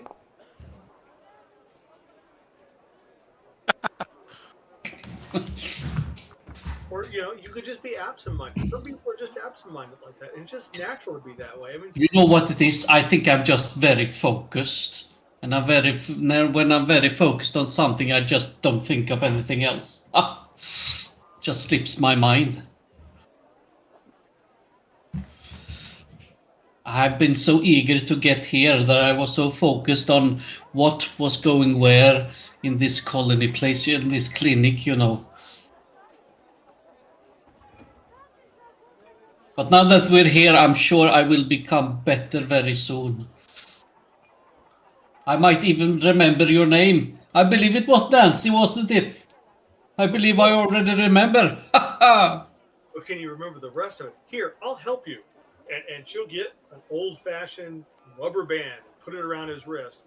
And every time you forget, just do this, and then she'll snap the rubber band into his wrist. Ouch! That hurt!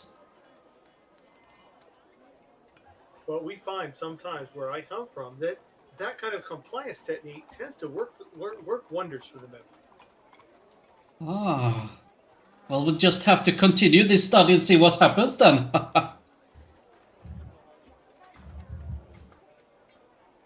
Absolutely. What was my name again?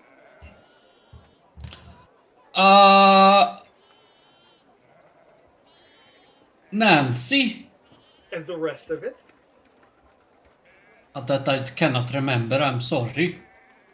Oh, that's terrible. She snaps the rubber band again. Ah! Nancy Sue Loudermilk. Names are important. When you Oh, leave yes, Sue. when you leave Nurse, someone's name, you may want to go a bit more gentle on the rubber band, if I might suggest. And I hold up the tricorder for her, showing a mild level of intoxication within the doctor. It's okay. I trust her completely, even though I don't remember all of her name.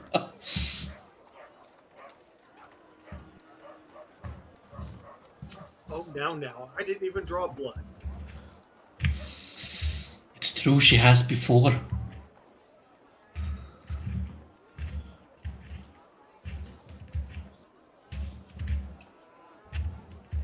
Well, Doctor, I do recommend at least a tall glass of water for yourself by the start of the evening if you can. I am going to go run my check on the surgery unit to make sure at least the equipment itself is in order before power gets fed to it. Thank you, Doctor. And you can always call on Nancy, Sue. I'm getting close, very soon I'll have it. Sue, and then he just pinches the rubber band on himself. But, ah, You are getting closer. It's Nancy Sue Loudermilk. Nancy Milk. Yes, that's good to remember. Nancy something Milk. Nancy Sue Loudermilk. Snap. Yes, I'm getting closer.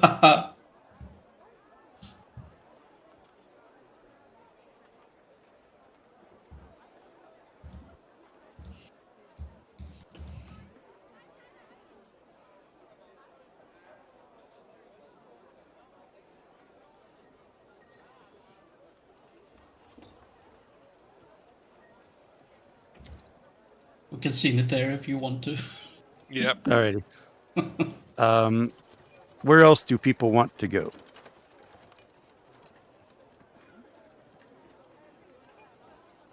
I don't know if Kira, you had anything else for Perun or anything?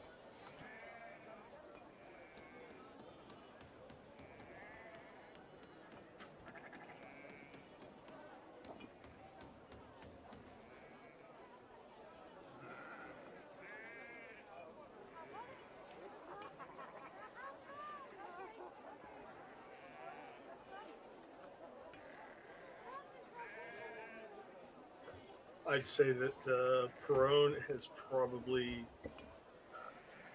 had his lucky fishing pole transported to the surface and is at the lake.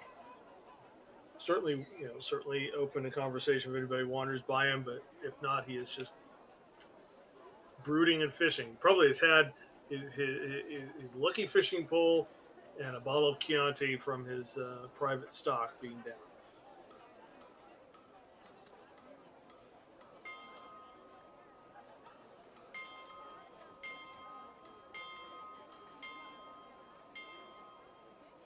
There's your bell again, Captain.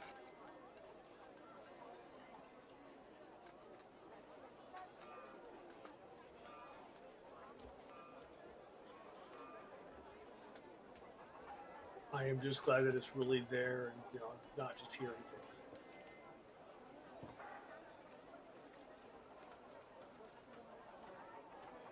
So does anyone have any other scenes they would like to do?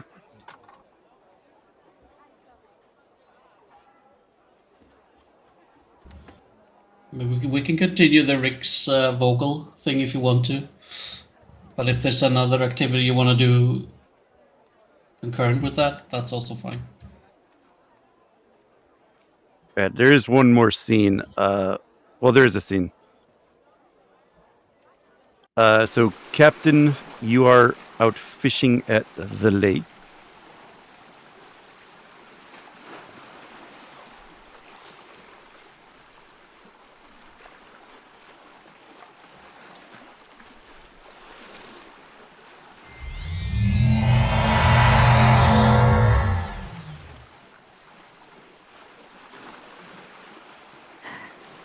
I hope I'm not intruding, Captain Perron. Not at all. Oh, excuse me, Captain here. Congratulations. Yes, Captain Nolan. Well, I was promoted this morning. Thank you. I just want to let you know of our findings on the aftermath of the bunkers. Figured I'd deliver it personally. Well, personal delivery is always better than reading some boring report.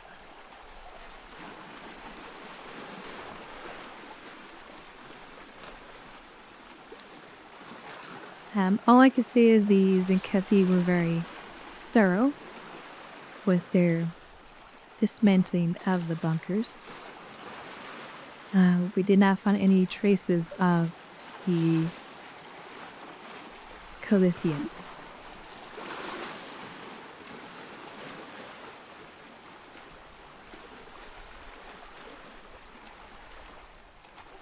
I didn't really expect there to be any. But it is disappointing. There's a lot we could have learned from them. Well, there was nothing, not even having disruptor or phaser scorch marks. The Tzenkethi commander did note something about military tribunal. It's entirely possible that they're taking the 8 back to the Tzenkethi homeworld to stand trial. Not sure how you give a fair trial with as little evidence as they have.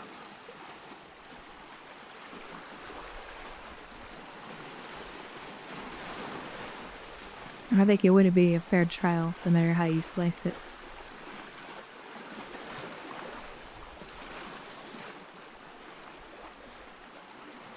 No, I suspect you're right, Captain.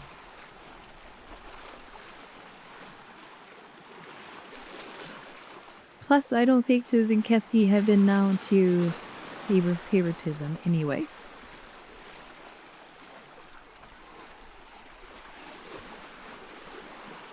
Well,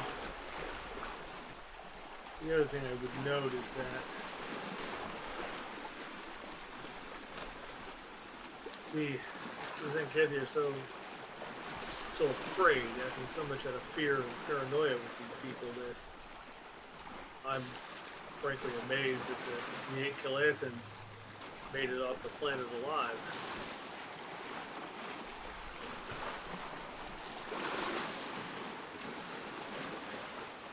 Assuming that they did.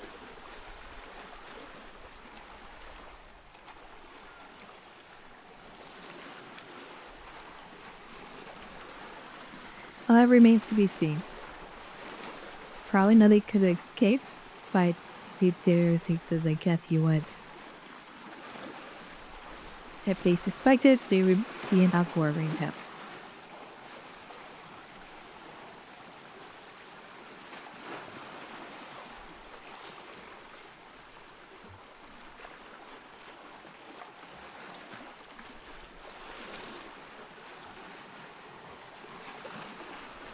I still have to wonder if there's any to play from technology that the Tzenkethi weren't able to find.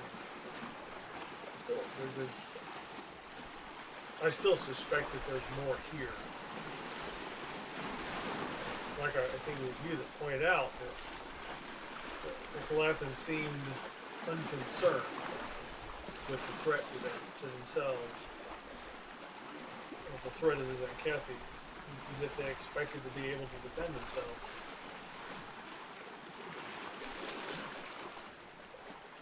Well, they were definitely hiding something. I don't think this is the last we'll see of them, but time will tell on that. Whether or not we'll be there to see that, I guess that remains to be seen.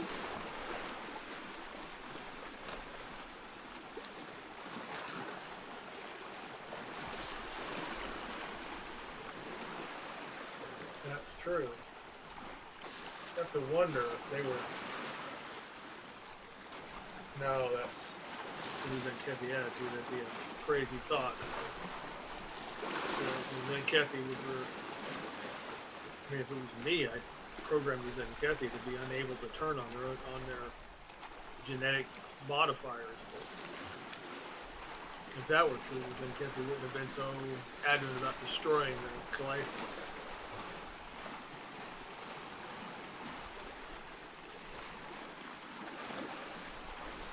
Well, it could be that if they did genetically modify some of the Tzenkethi, it would have been the ones they took, not the ones that remained on Tzenkethi.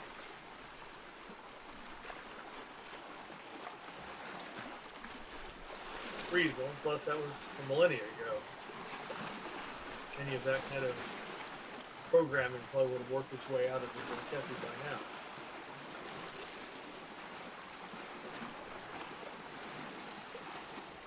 Potentially. I'm no doctor, but I'm sure my doctor would love to take in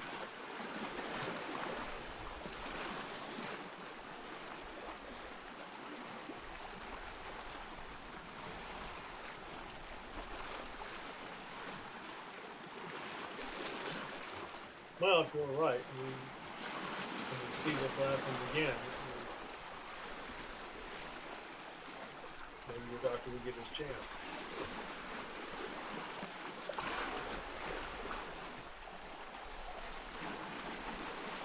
As soon as my doctor is looking for a distillery that's supposed to be on this planet for medical research, I'm told.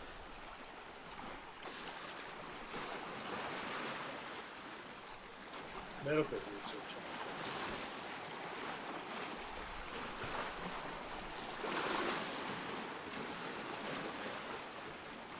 I don't know if they've got a distillery on the surface. I don't see any reason for that to be something to keep a secret. Unless it violates some rule of their colony.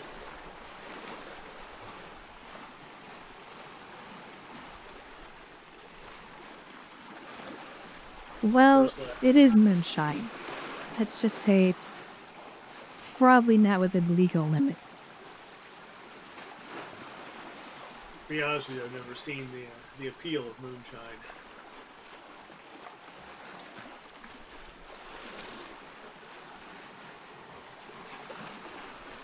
I may enjoy a glass of wine now and then, but I'm not that much.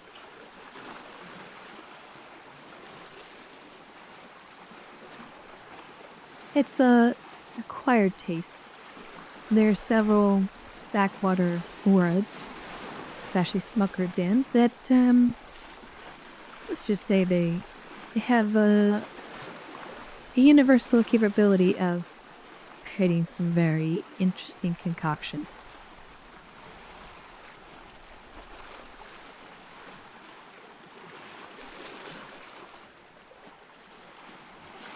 I'm just going to take your word on that, Captain.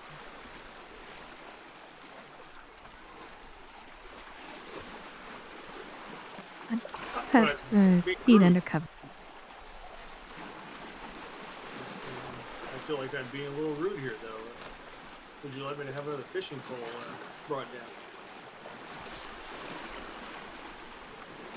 down? As much as I would love to join you, Captain, I have some other things I need to attend to. A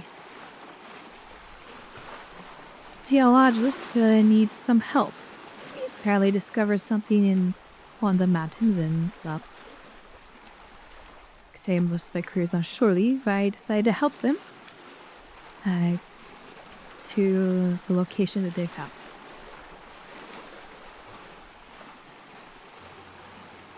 Very good. Oh, did the new mayor inform you that they are going to hold a festival here, I think, in the next day or two? I was informed by Captain Nolan.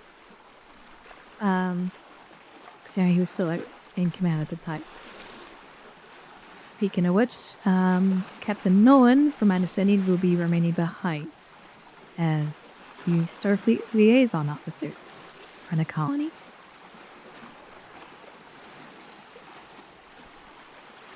Then I assume you'll be given command of the Artemis?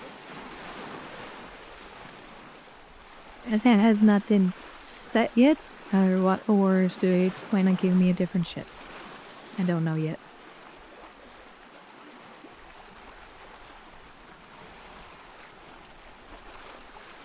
Well, I thought you did a fine job with this assignment.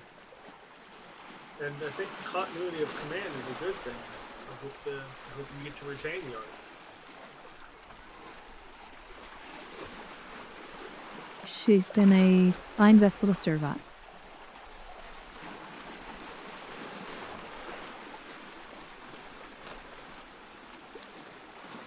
Well, she does seem like a fine ship, and I can tell you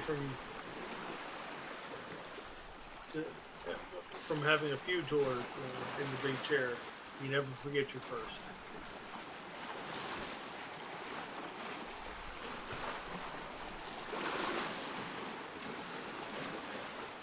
I'd just be surprised they get the biggest ship as the Artemis.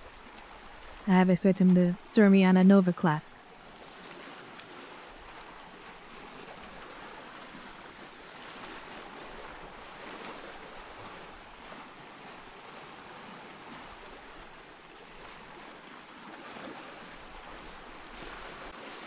the Novas are nice little ships. And, I mean, it could be worse. They could assign you to one of those old Oberths. Pull one out of mothballs for you.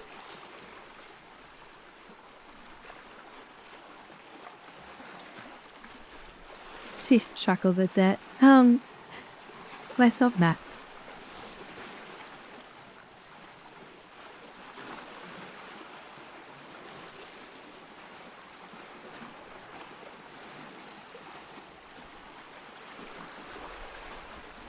Well, in any case, Captain Bruin, I will leave you to your fishing. And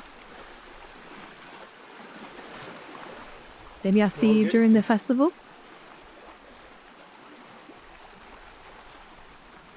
Probably. I certainly will be down for the memorial at the end. You might find me hiding in the back.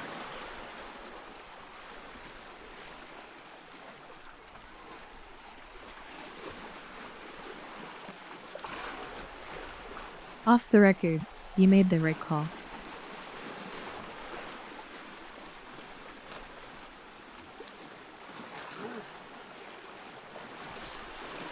I think I made the correct, wrong choice. If that makes any sense to you.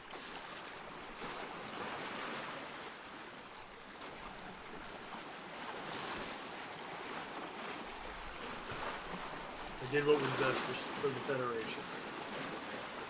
And we'll see what consequences come from it down the line.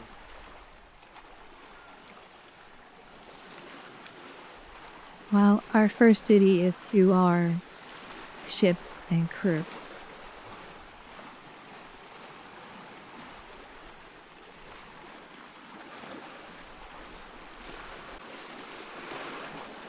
And to the Federation at large. And we've staved off war for at least for now, and solidified our treaty with the Tzenkethi at the same time. I'll put that in my book of record.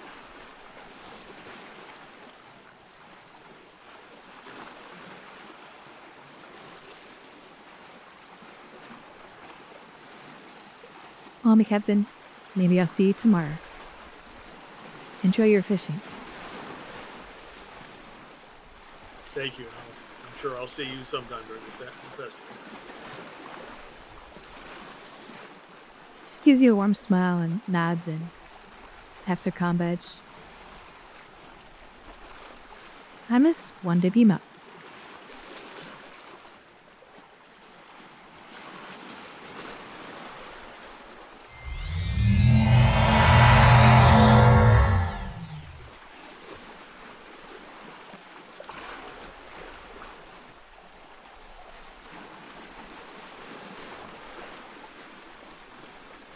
Leaving Captain Perone in the peace and tranquility of the lake.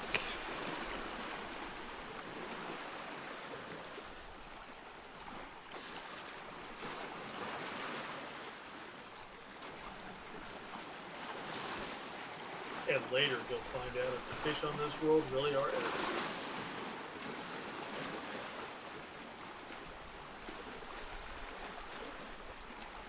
Or if they're a bunch of poison pufferfish. I didn't know I didn't take any samples of aquatic species.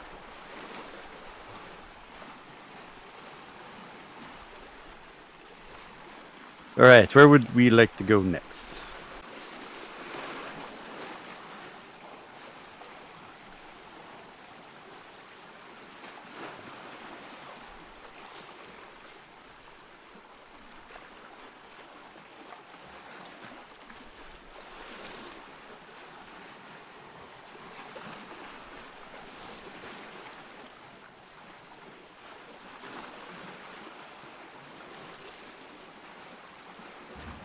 I guess we could do Vogel and Rix at the bar, and then if the doctor wanna join us to sample the moonshine. I just gotta throw us all in the middle of the tents or whatever.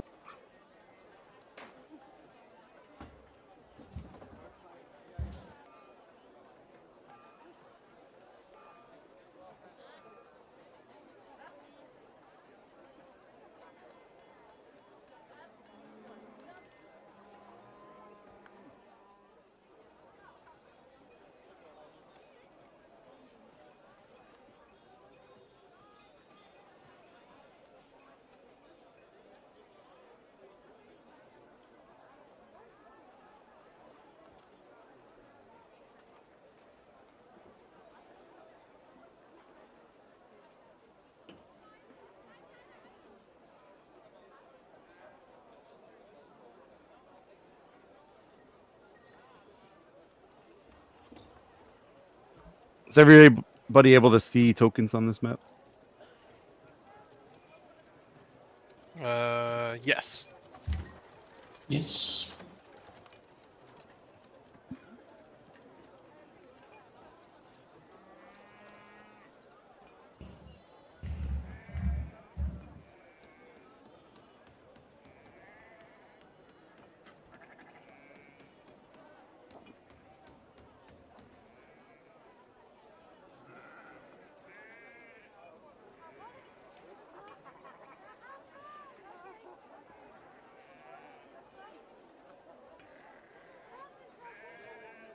What's the in-game year? I forget. 2370. Are we still in 71 or 72?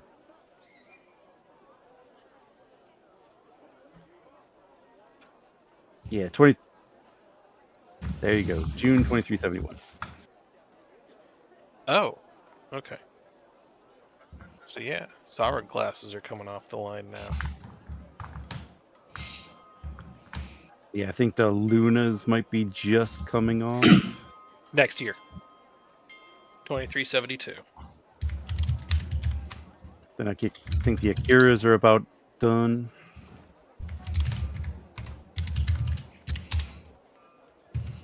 I've got the Utopia Planitia book on my lap right now since we were discussing ships. It's funny because in Memory Alpha it says they entered service 2379, the Luna class. Well, no, that can't be. Because the Luna class was already in service at, what, Nemesis? Mm, Yeah, because well, Riker they was going to take launched command her over. about there. Yeah, he was gonna take the title.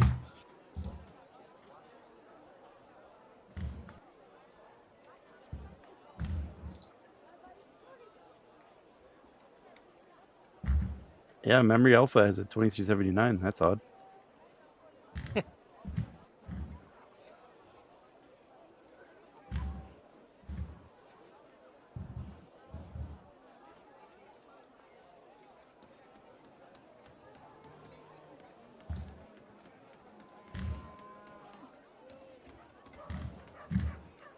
Yeah, doesn't the book have it at like 2371 or 2 or something like that? For the Luna class? Mm-hmm. Yeah, 2372.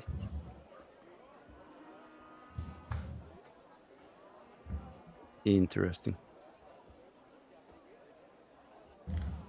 I wonder if there's some kind of tweak to canon that's had to happen, because if you look at the Odyssey class, it has both of the launch dates for STO and for how it was brought over to canon.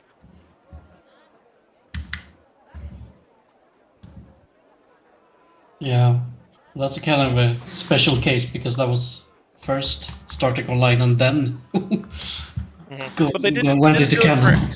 they didn't do it for any of the other Gen 6 ships. No. But then their dates here. So the active dates for the Luna class is 2370s to 2400s.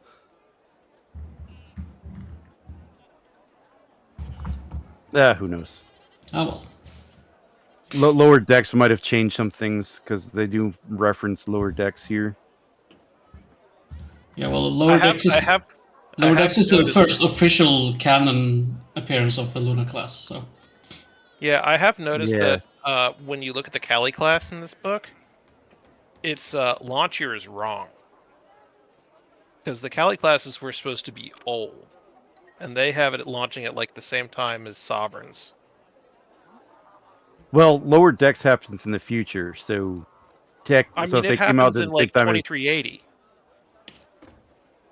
But the Cali Oh. class was supposed to be launched like at the same time as Galaxy classes. That's why they were considered old ships at that point. Yeah. Who knows? yeah, Yeah, we don't have. I was trying to look at that in the lower class, the lower deck source book, and the California class is the one space frame in that book that doesn't have a launch year.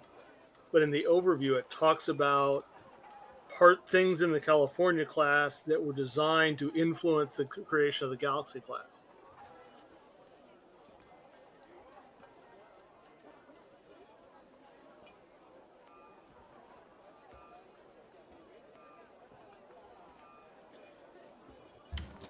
Ah, well. Star Trek is nothing if not inconsistent.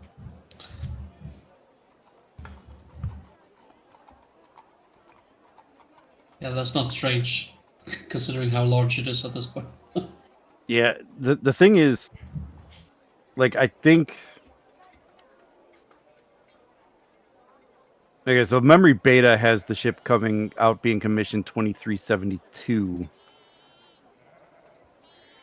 The USS Luna.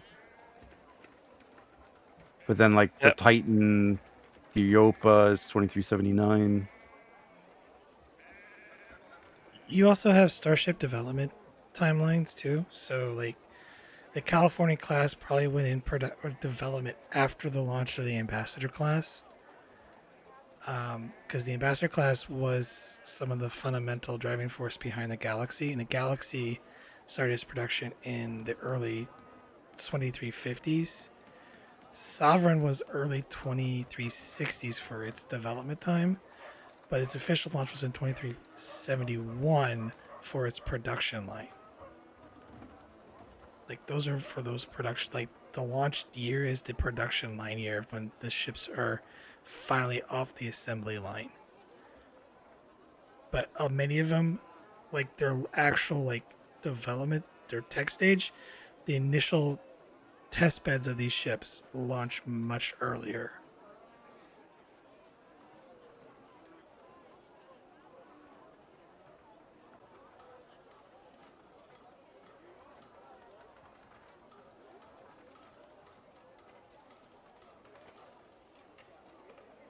Yeah, because unfortunately for things like the Luna, the only thing we really have are the books.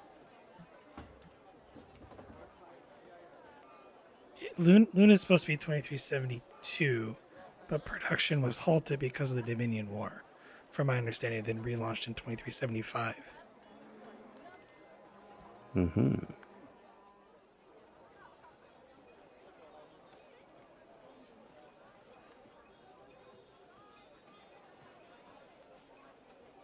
But hey, if there wasn't a little confusion and inconsistency, what would us nerds talk about? Right.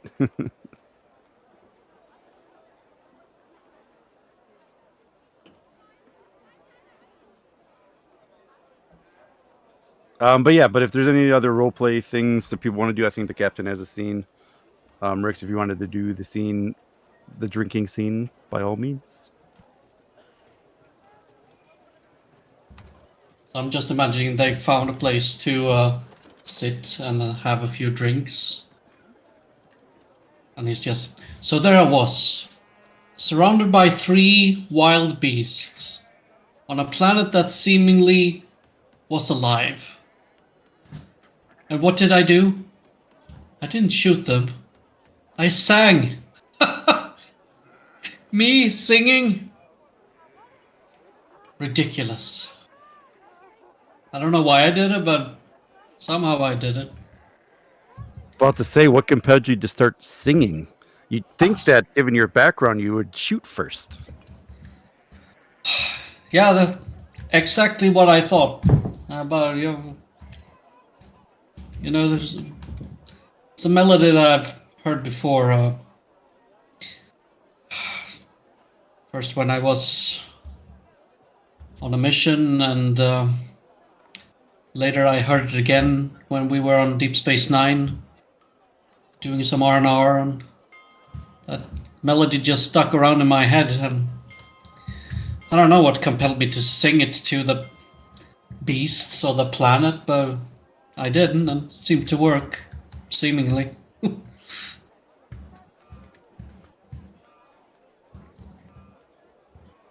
So what was your toughest mission? Oh, there was that time I almost got blown up by a rocket-propelled grenade. Been there, done that. Yeah, I was stepping off of a shuttle in one of the away missions, and just as I was stepping off, the shuttle suddenly explodes, sent me flying a few meters.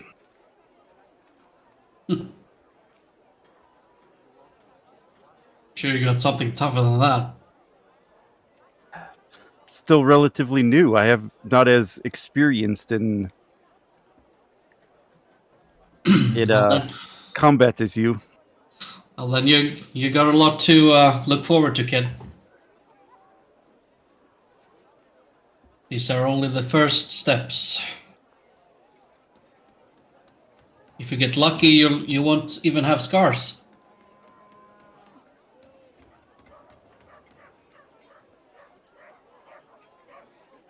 I mean, any career where we don't have to raise a phaser in anger, I think, is a great career. That basically was my career for my first few years.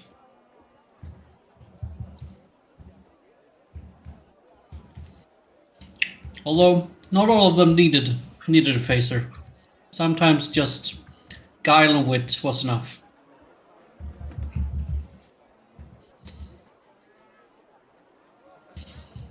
And a few explosives helped as well.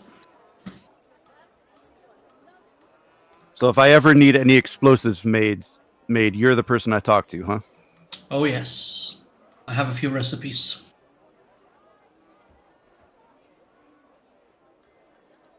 Did you know you could make a bomb out of sugar?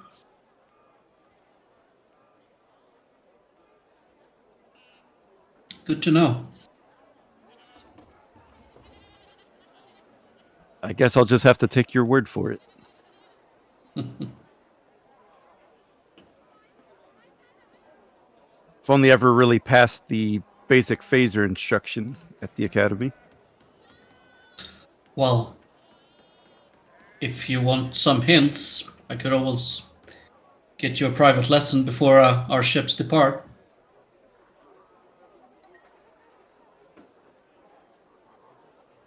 There are a few things the simulations won't teach you.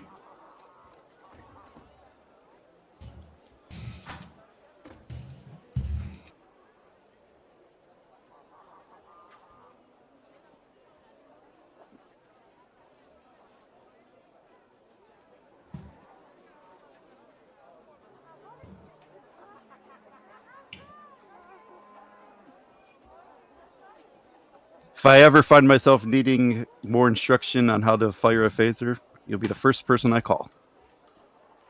See, I'm practically your mentor, teaching you explosives and phasering. And if you ever need somebody to get you into a tight situation, I'm your girl. You know, I might just take you up on that. It's funny, it's been a while since I saw some real combat. And I was kind of itching for a fight with the Tzenkethi. Not that I really wanted it. Didn't want a bunch of people to die, but something that itched in me to get into a fight again. Why don't you create a simulation of it?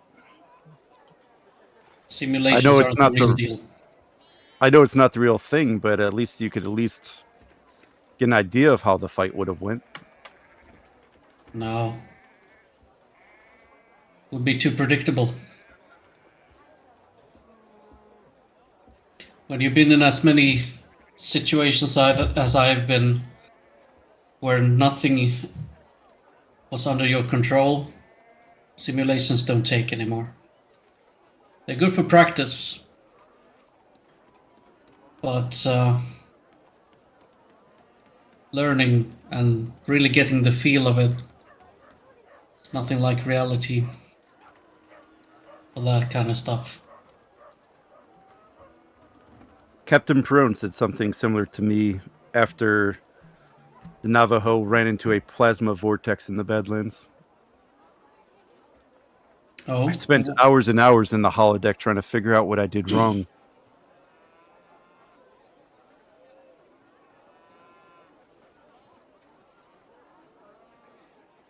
What did he say?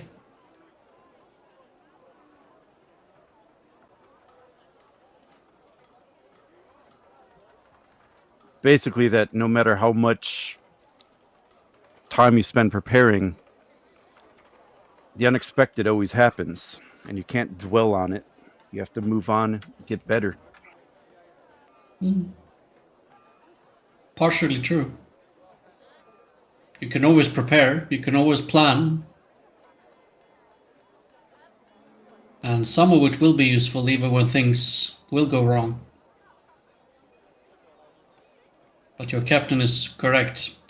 Putting yourself in the situations is how you learn, ultimately.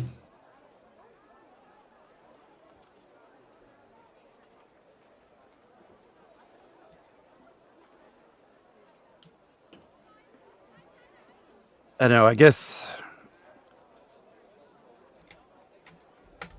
I've always been somewhat. I always feel that there's something I could do, you know? Some way I can make that situation safer.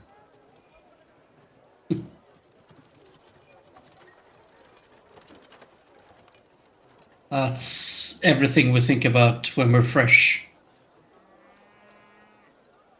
What could I have done? How could I have prevented it? It's still good to think about. But when you get to where I'm at, with the experience I have had, you know you can't plan for everything, and you just have to accept that. And when things go wrong, try to learn from it, but you have to accept what happened. You have to accept the outcome, even though it's hard.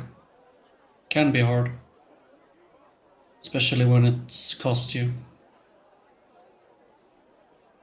And you see Rick's dwell on that for a long time. I know. I guess I'm always going to strive to be over prepared. I mean,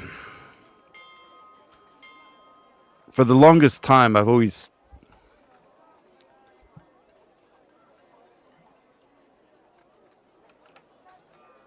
I know. I guess I just don't want accidents to happen. If I could be the one to ensure that they don't. I understand what you mean, man. It's a good sentiment to have.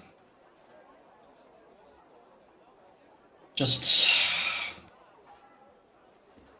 also be prepared that you can't help everyone and in every situation.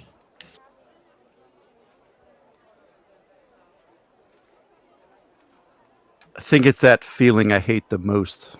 The feeling of being helpless. I'm afraid to say that won't go away. But You're telling me. But Dealt with that for many, many years now. Surround yourself with the best people you care about, people you know will have your back. It will be easier. You'll never lose the feeling, but it will be easier.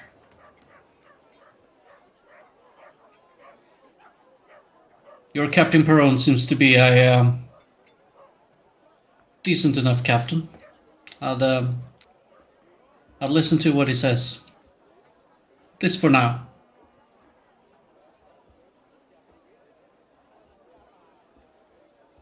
Until you become a captain, of course. Right, Commander? Me, Captain? I don't know if I can imagine that. I could see it. I'm still not used to you calling me Commander. That's a tough one to sell to me. I think you just have to get used to it yourself.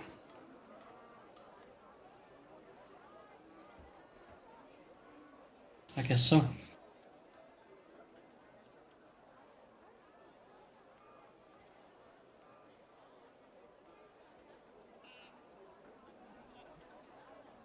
I mean, Everyone clearly sees the potential in you. Yeah, I guess so too. Well, it's like I said before. It's I don't know what my goals are anymore. I'm kind of hit where I wanted to be, and I don't know where to go from here. I'm kind of stuck.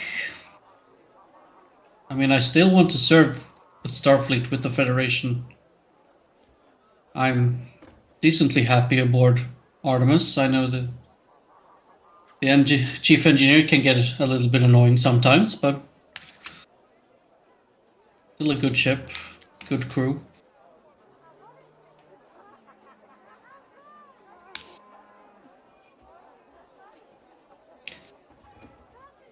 I just don't know where my goals are right now. I don't know. Am I having a midlife crisis? Mid-career crisis, perhaps.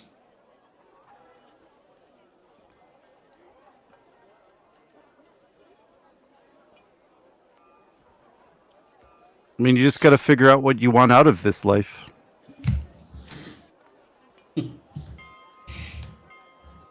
Look at I'm not BP&E. sure. I'm not sure about the Boolean customs on the afterlife, or a concept of such.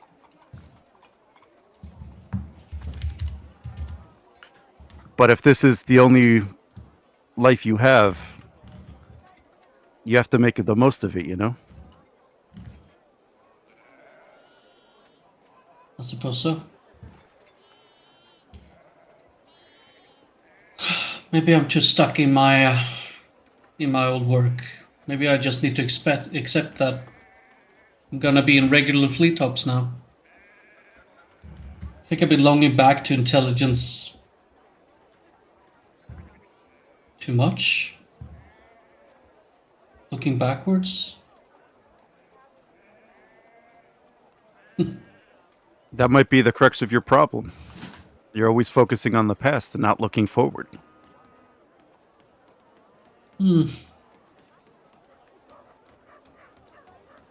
Well, here's you mentoring me, huh? Only a few drinks could do that.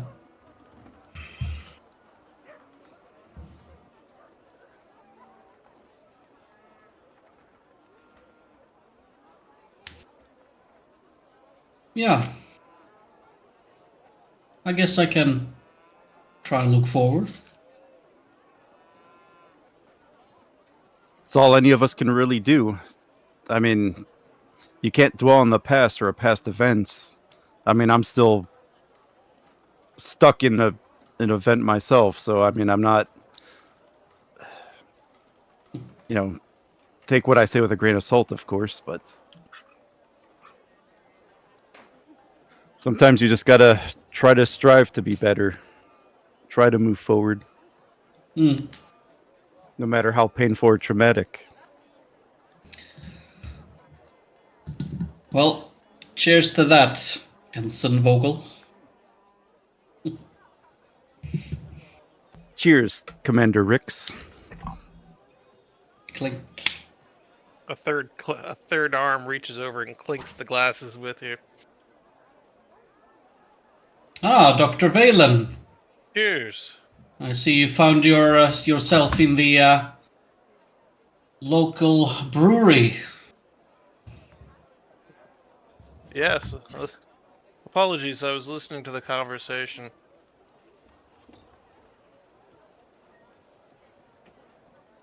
And do you have something to add? Well, no. When you accomplish your goals, it's time to find new ones. That process can take time. Well, here's another Got a cheers to glass that. with a clear liquid in it.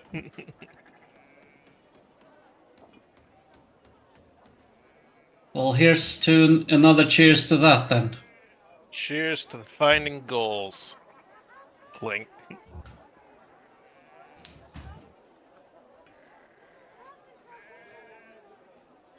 Should maybe try to figure out how this tastes like. I really have two ideas, and I'll let you guys decide which way it goes. Rix, do you like high or low? High.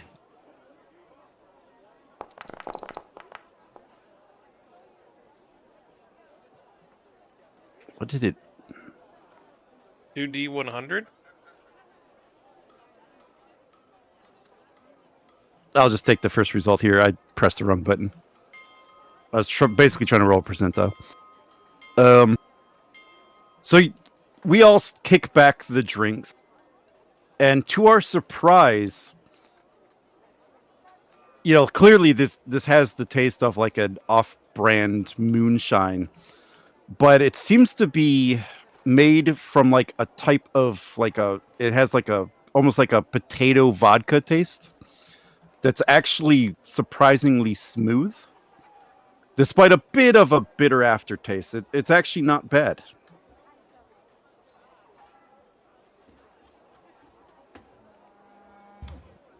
These colonist types, they're not half decent. Even back in the day when my squad brew our own moonshine, we couldn't even get it to this quality. And we had a scientist with us who were obsessed with this stuff.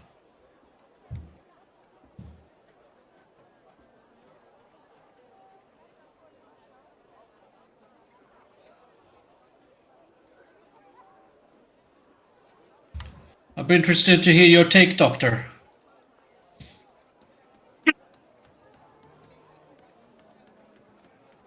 It's not bad.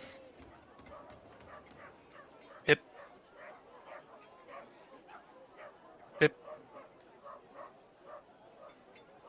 Hold on. And Are I'm you going to feeling take out my something? tricorder. I'm going to run it over my glass. Ah.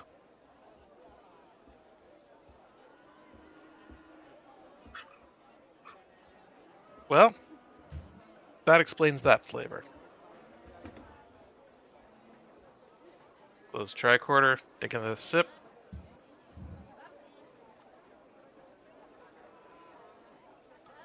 Plasma conduits.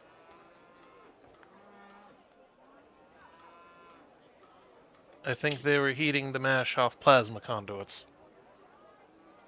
Well, not the rating I thought you'd give, but why not? Yes.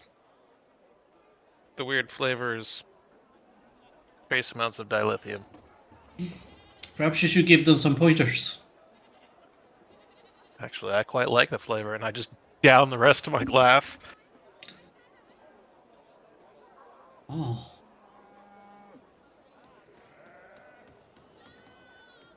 And Vogel is just kind of sipping hers.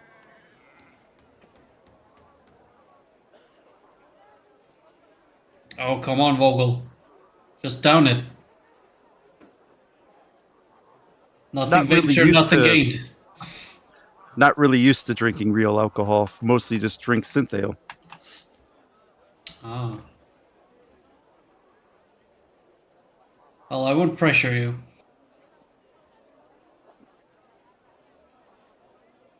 Well, get your opinions of it now, Ensign. Technically, we can't take this back on the ship with us. She'll look to both of your empty glasses, and she'll just kind of shrug. When in Rome, and down the rest of it. Oh, is the colony called Rome? Didn't know they had named it yet. Sorry, it's a very old Earth expression. Oh, what does it mean? Basically, when you are in a different place or a different culture, you do as the locals do. Ah, Blend yeah, in, that would Doctor. make Blend sense. in. Blend in. Oh, that reminds me, before I go too far into another one of these, and I pull out a hypo spray and hit myself in the shoulder, and then put the hypo spray away. What was that? Neutralizer. I don't like hangovers. You're cheating, Doctor. Not at all. I'm just prepared. It just Rix just looks to Ensign Vogel and laughs. That takes prepared to a whole different level. Preparedness can make miracles appear. There's no shame in being prepared. Certainly not, especially when you're cheating. It's not cheating if you knew what you were getting into. Besides, that Tricor scan said this was almost 70% alcohol. You know, I think it's a good thing that Commander Kane was disposed on the ship. He did have far too much fun down here. On the I other think- hand, I'd absolutely love to see him cut loose and get into trouble. Might actually shut him up for a few weeks. Trust me, you don't. Should try to get Hopefully- Commander Solak down here. He could use a good deal of fun. That was my understanding. Vulcans don't drink. They don't normally make apple pie for a pie eating contest either. Really? He cooks.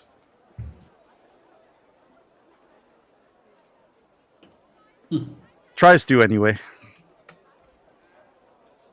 Must be a Oh. fascinating experiment to him. You know, I think that's how he considered it, because he asked me multiple questions about apples and about ingredients. You know, when I was at the academy, I stumbled upon this absolutely fascinating human tradition of chef competitions. They called it Bake-offs? Steel Chef. Was it bake-offs? Is that what they called it? There was a class at the academy that had a bake-off competition during one of my years. Oh. It was some kind of old video entertainment thing. They'd have chefs competing to put together dishes based on the same ingredients.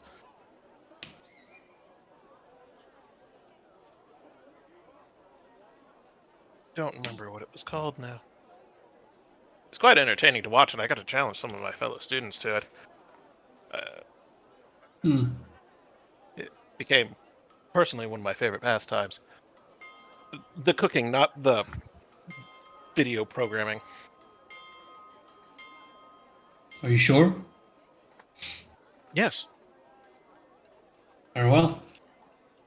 Commander, stop by my quarters sometimes when I'm cooking dinner. It's absolutely wonderful. I picked up some... What's the Bajoran? What do they call those things? Hasprit! Hasprit while we were on Deep Space Nine. And I got the recipe for a Hasprit souffle. It is absolutely wonderful. We'll make it sometime. You know what? Commander Captain Kier has been promoted. I say we throw her a party later. I'm not sure she'd be up for that, but it's your death sentence if she isn't.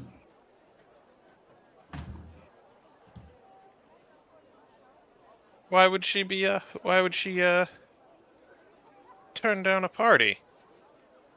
I apologize. I have not been on the ship but a couple of months Well, ago. considering her previous Captain that way. profession, I'm not sure she likes surprises. Well, then we tell her about it before time. On the other hand, could be a good learning experience for her to have a bit of a surprise on her.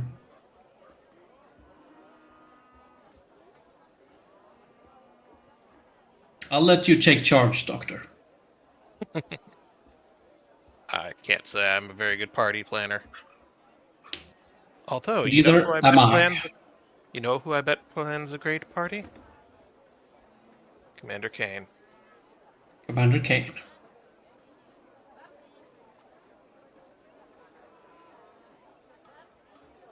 That's what we'll do. We'll get Kane to plan it.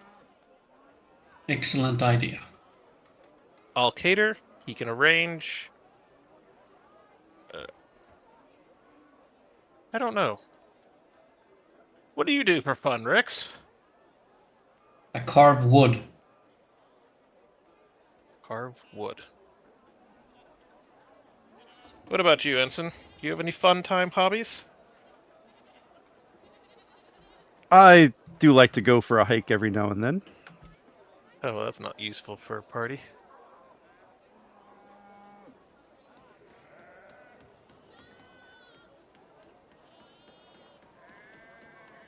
I also kill You know- people, if that helps. That does not. Very well. Don't say I didn't offer.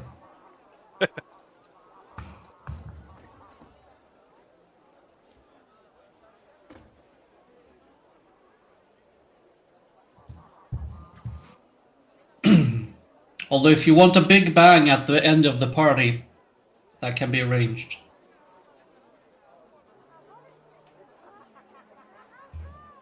I don't think an explosion inside someone's quarters would be a good idea. I didn't say it was a good idea. I only said it was fun. And almost as if her ears were burning, through the corner of your eye, you do see now Captain Kier walking past you. Oh shit. Think of Captain! citrus. Join us! I found some of the research purposes that I was looking for.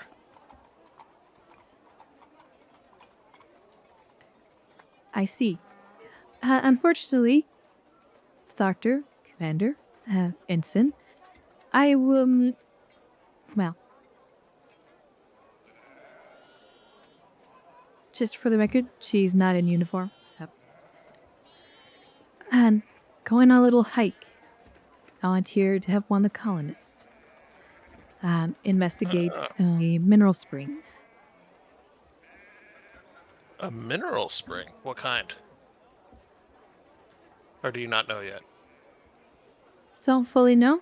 That potentially could be some sort of hot spring. It is near a volcanic hotspot. Take a water sample for me. Did you say go on a hike, Captain? I did. I'm gonna make finger guns at the ensign.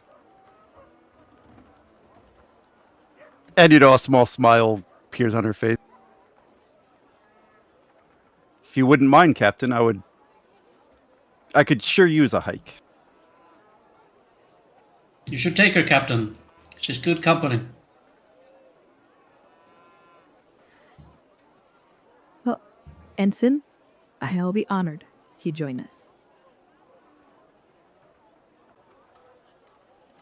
And she sits up. Give me 5 minutes, Captain. And she'll get up and start running back toward the runabout.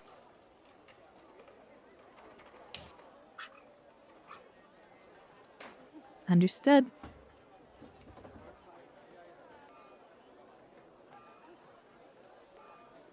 Well, Captain, sounds like you have 5 minutes. Have a seat and join us.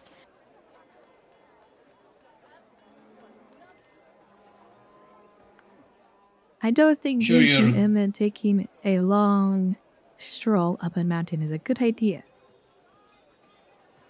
Probably not, But, and I pull out a hypospray again, I do have a solution for that. And besides, alcohols are a complex carbohydrate sugar. Your body will burn it off as you're hiking along. It's going to be a good energy boost.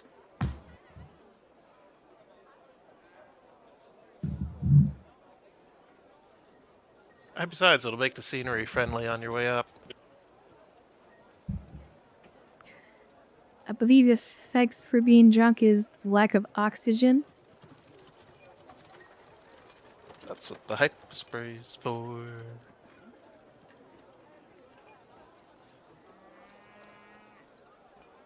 Well, I hope it's good.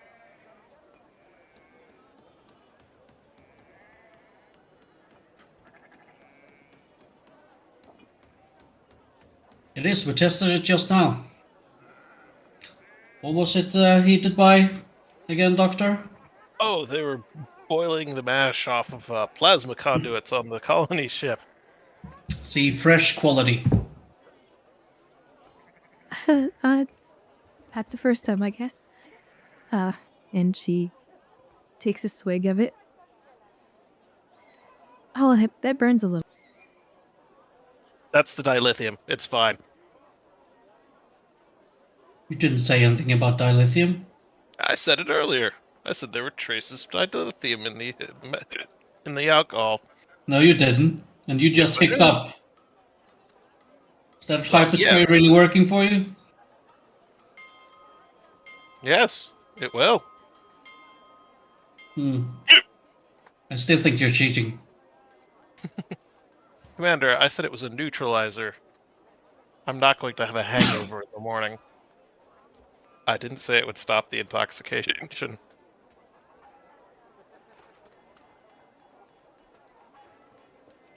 Now that doctor's just having too much fun.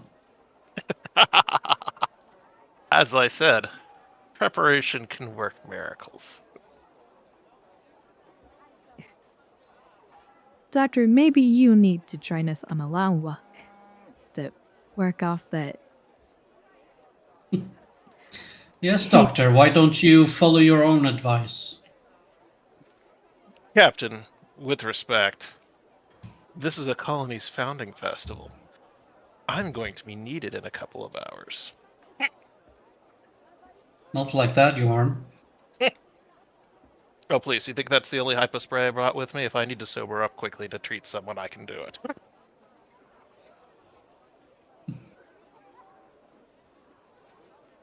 Well, if you don't watch it, I'm gonna have to act bouncer here pretty soon. Please, I'm only on my third glass. I'll be fine. Yes, and you're doing so well. I'm holding my sentences together, and I am upright still. If you call that upright, sure. I have not fallen over, and this table is supporting my weight. That is a matter of definition. I can't fall over if I'm still sitting down. Clinging onto the chair isn't the same as sitting upright. Commander, I'm starting to think you need to catch up to me. Now you're the one taking the fun out of it. I already have, Doctor. And more.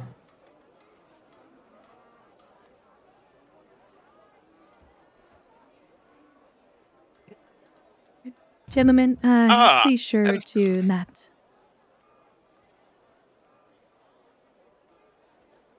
Be sure Have a not to lovely get into hug, trouble. Captain. I will, thank you. If you excuse. I'll make sure we don't get into trouble, Captain.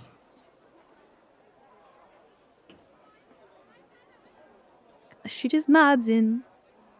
Take what? Ensign, shall we?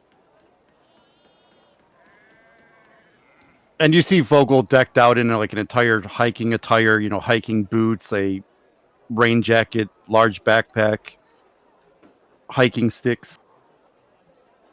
Yes, Captain, I am ready. Over-prepared, Ensign?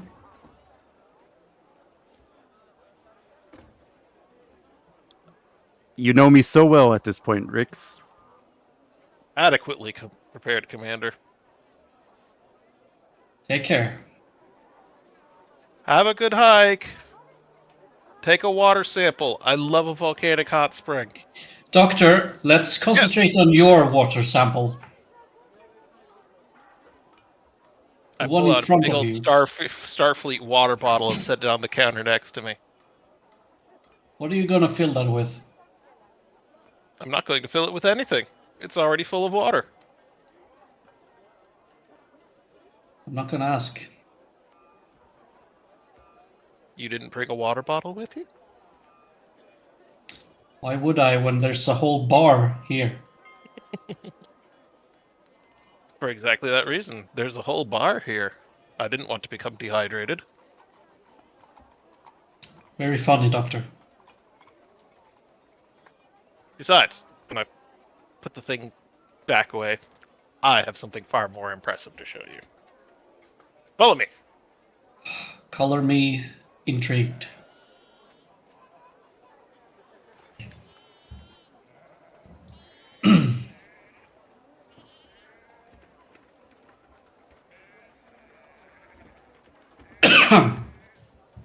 And I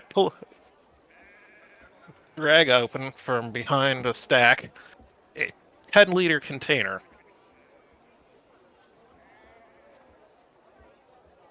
And what exactly do you plan to do with that? Research material. Again, I shouldn't have asked.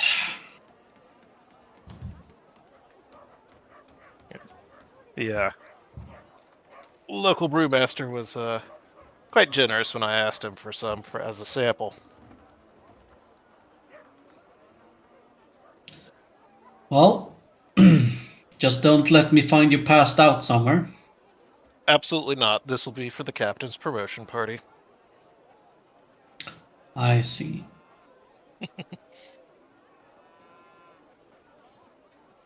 Well, just remember the captain is a betazoid. Mm-hmm. You want to wall off your thoughts if you want to surprise her.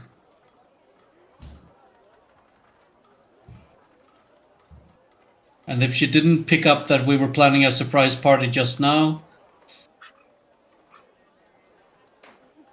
well, I think we're still out of luck. Well, even if she did, I think she's got better things on her mind right now. Oh, I'm sure.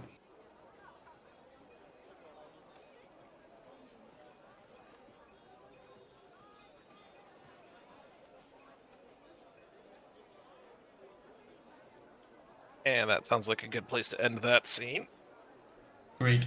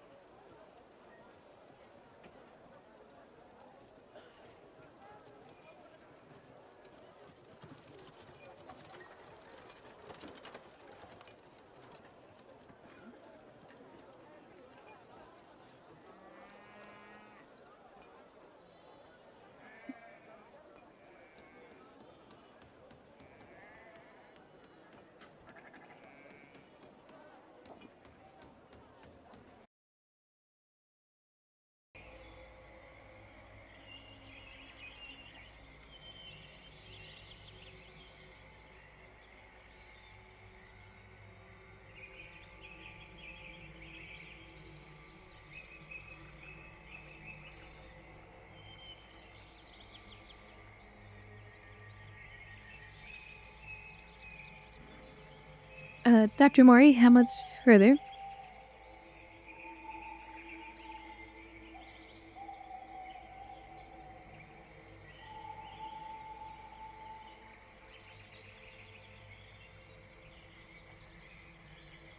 Do you want somebody to play the doctor?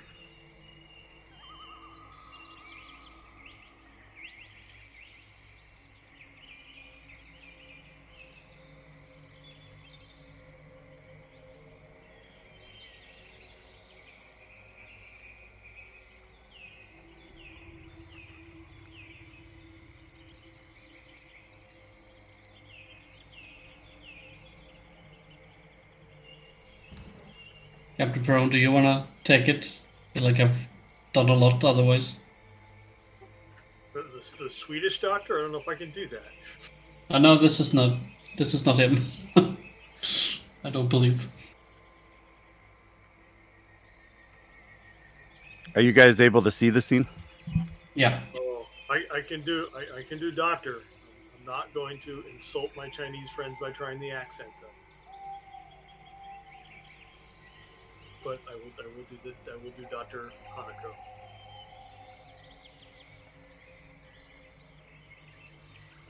I assume she is one of the settlers.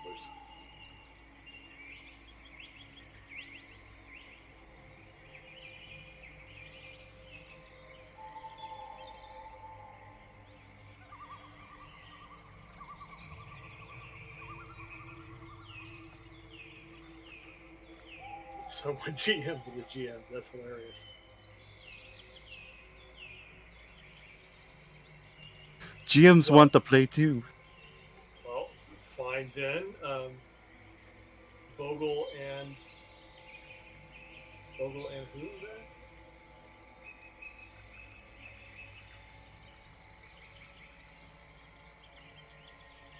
I don't see a Kier there. I just see That's a Vogel. Kier. Oh, that's a different token for Kier. All right, well, Vogel and Kier, you find yourselves in a wooded trail not far from the colony as Dr. Hanako has led you on this hike through the woods. She is, even as she goes, even though this is, seems to be an exercise R&R kind of activity, she will occasionally stop and pick up unique looking rocks. Sometimes she discards them, sometimes she puts them in a bag. But she does lead you on a fairly brisk pace. You thought this was going to be a relaxing walk, but it seems more exercise and relaxing.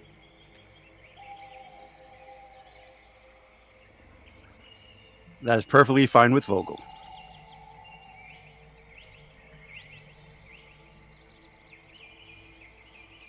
I should have never drank that moonshine.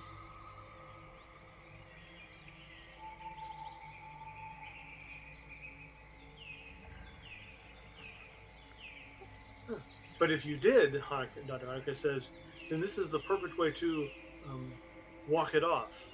You will sweat it out through your pores, and it will be out of your system in no time.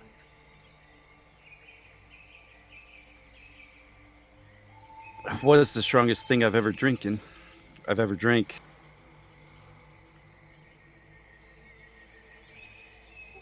Well, yes, I think some of the tubing from the still came from the engine room.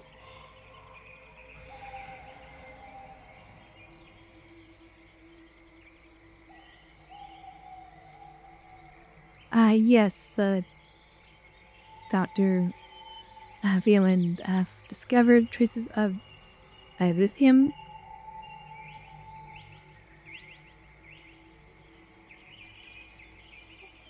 Hanaka frowns for a minute. Huh.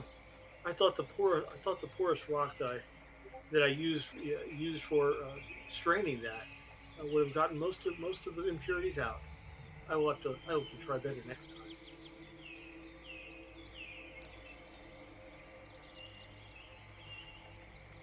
Seems the doctor really enjoyed the taste.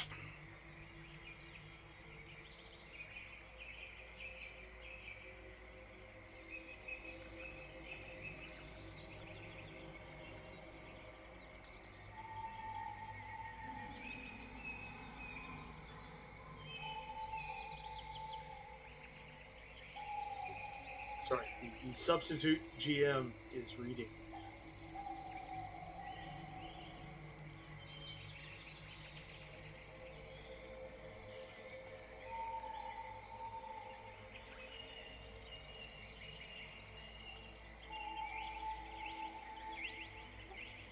So as you come up, travel for maybe another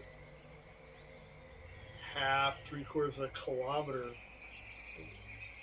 The air starts to get a little lighter as you gain in some altitude, straining those leg muscles. Probably feeling great for that vodka. I mean moonshine. But the doctor is quite right. It is you are sweating out the impurities fairly quickly. But instead of the temperature getting colder as you increase, it as you increase in altitude, like you expect, you start to feel a greater humidity and maybe even a little warmth in the air.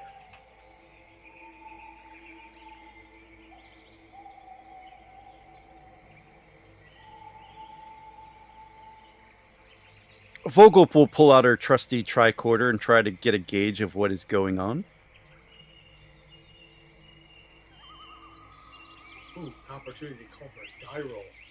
Give me control science difficulty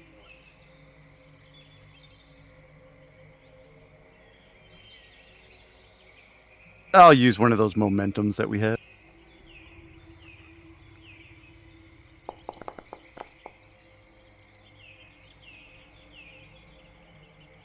And get it +1 back.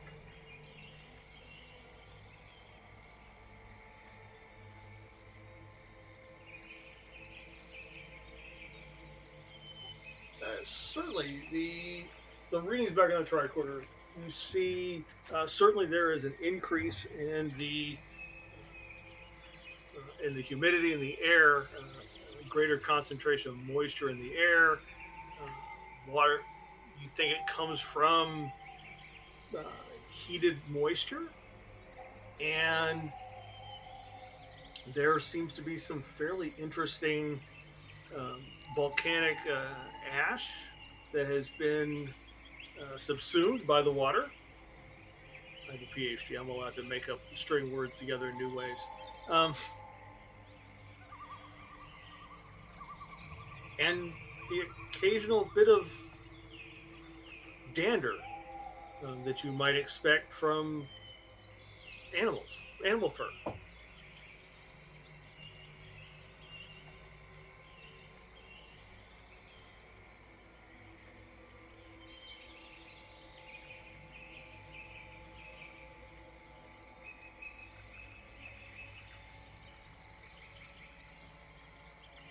Definitely more humid up here. I would potentially say from a water source of some kind.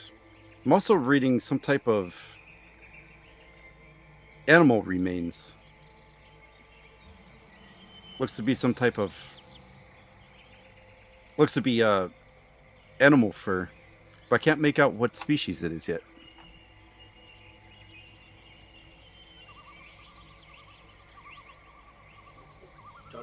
Dr. Hargis, well, perhaps we'll be the first to encounter them. We can give them names ourselves. Won't that make the biologists jealous if we name some of the first fauna on this world instead of them?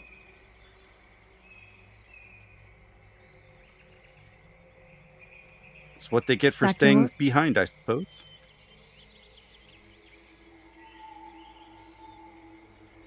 Dr. Roy, if I wouldn't know better, I think you're jealous.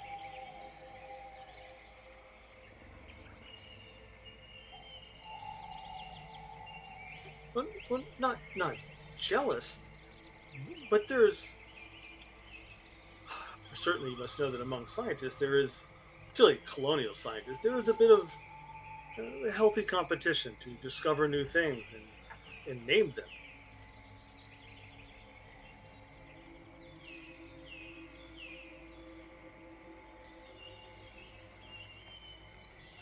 Certainly, Sarah, as a helmsman, don't you dream someday of finding like a nebula or an asteroid or a comet no one's ever seen before, and it becomes Vogel's comet? Being able to see new sights and discover new things is one of the reasons why I joined Starfleet.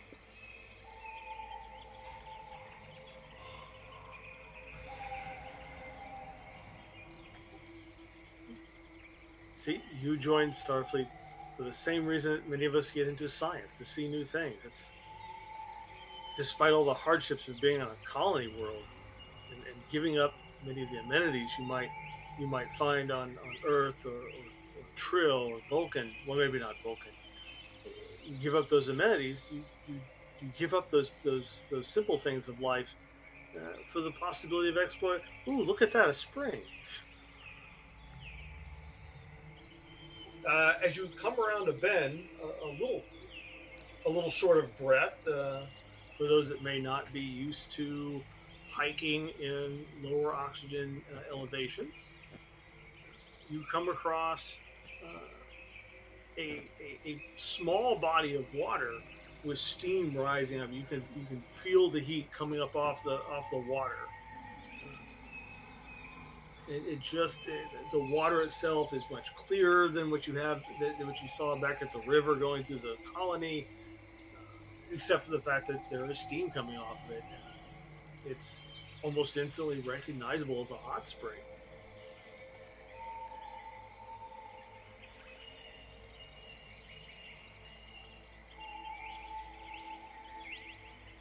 This must be the source of the humidity in the air.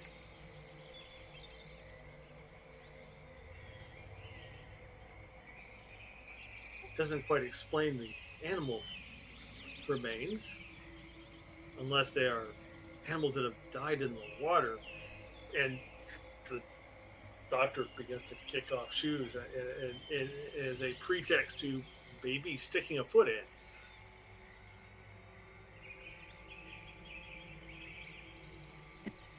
Doctor, how about we collect that water sample first?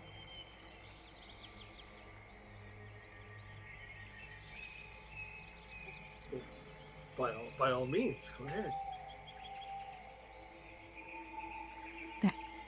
Here, gets a couple vials out as for her backpack and sort of dips into the water and fills them up. Sealing the vials, hands one to Vogel. If you did the honors?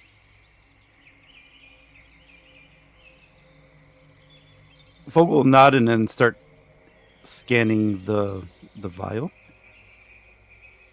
All right, that also sounds like a control plus science difficulty 1.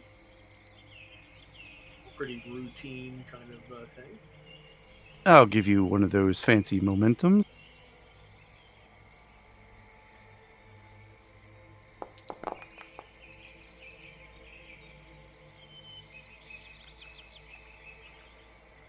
All right, we're going to cap off the momentum. The water, well, first off, the water seems perfectly safe. It's a little hot for drinking, um, unless, of course, you want to make tea. It does seem to have a fairly high concentration of natural minerals that look like, according to your tricorder, would would be pretty good for your skin.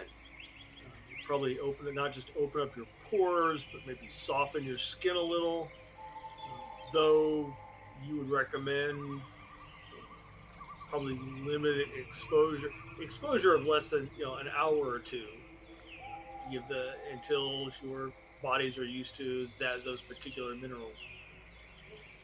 There is a small chance you see in the results that some species might have an allergic reaction to a couple of the minerals.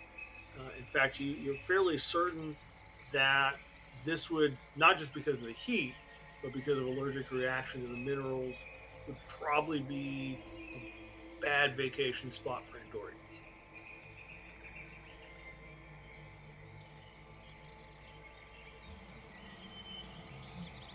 Captain, it looks like there's a good amount of minerals in these springs, in this water. It's almost like it's forming a therapeutic hot spring. Naturally, of course. There's a slight chance of an allergic reaction, but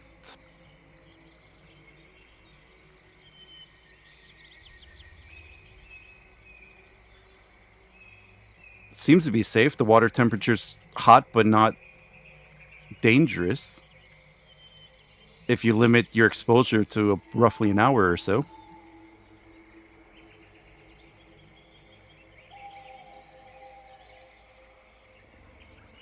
Well, Doctor, I imagine your fellow colonists will love to set up shop here, from the sounds of it.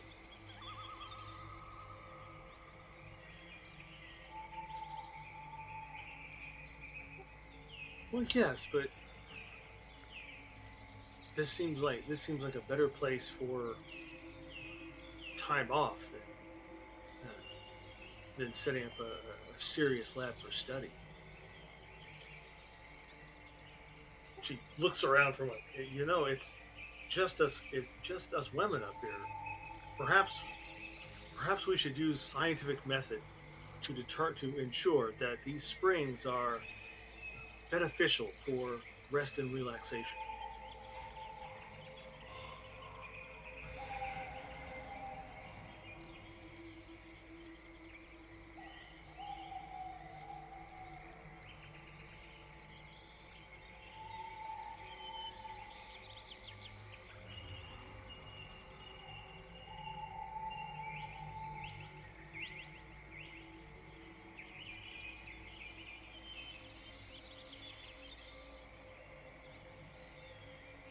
Well, Vogel, you did say it was safe.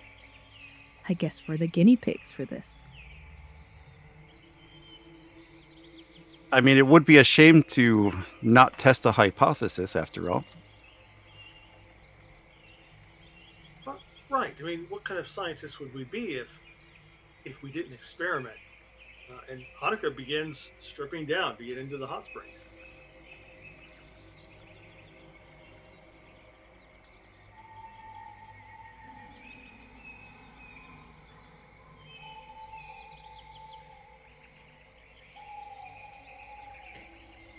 Do either of you follow her example?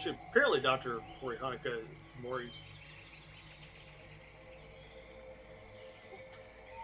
Hanako is an adventurous sort.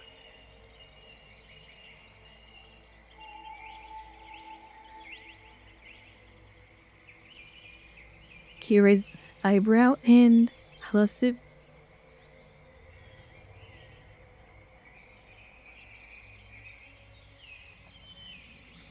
And then seeing the captain losing the military decorum and jumping in, Vogel kind of shrug, whisper to herself, "When in Rome," and join in.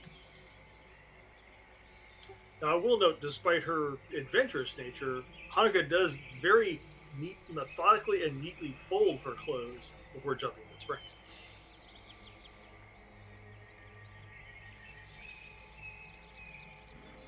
Well, that's why Vogel brought her backpack. My clothes are going in.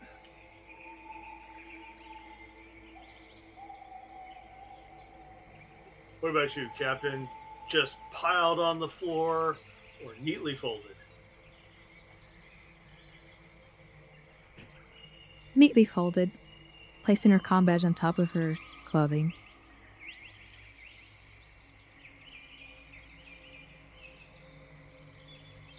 How very Starfleet of you. The water, by the way, is it takes you a moment. I would ask because especially since Vogel said that they were jumping in. Do you jump in, Vogel? No, like ease her way in. Captain. She eases her way into the. Probably a good idea. All three of you, because Hanukkah most definitely. And that is, you get in, you realize that was the right approach. Is it much like a good hot tub or bubble bath? It takes you kind of put a foot in. You got to get it used to it a little because it is quite warm. It's not dangerously warm, but it is hot. Probably hotter than your standard 1970s disco hot tub. There, the substitute GM dates himself. The water itself feels fantastic. You can feel your pores opening. The water itself, it's not slimy is not the right way to describe it, but it's more viscous than normal water. So it's a little thicker, not quite, as thick as oil, certainly, at least a motor oil. Maybe a little less viscous than olive oil, but you can just kind of feel the tensions of the day, Captain. Just kind of pouring away, almost like it's floating away into the water. Same for you, Vogel, though Vogel's kind of had a relaxing trip anyway. If you say so, Captain. But feel free to have some free RP between the two of you as you relax in the hot tub. I mean, hot springs.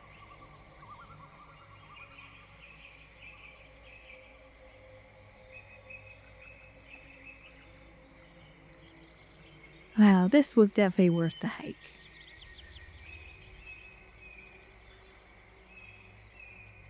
I think I'm going to need to recreate this in the holodeck. I am slightly tempted not to tell anyone about this, but they will discover it on their own, so I might as well. Not if you say there's a Ensign, dangerous predator up here.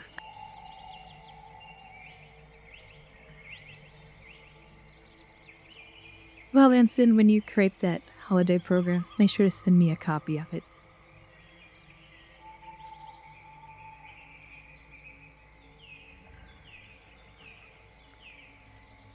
You can count on it, ma'am.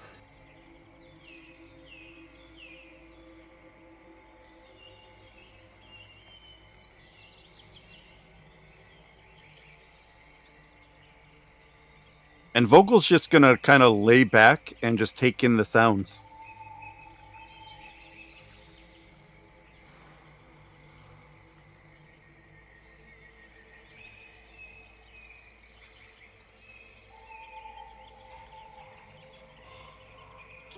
Very good. Captain, how do you react when you feel little tiny feet scampering across the top of your foot under the water?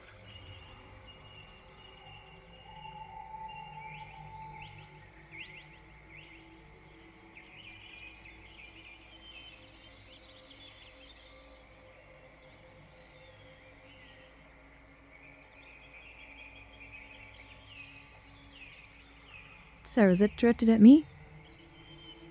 Yes. Just the little tiny feet. Not slimy, but probably feet with maybe little tiny fingernails or claws at the end. Scramble across the top of your foot.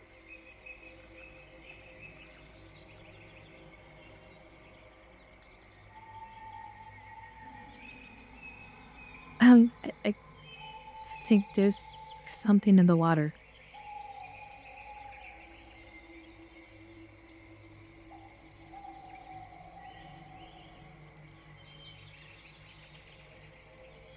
Argus says, yes, many minerals. It is very interesting.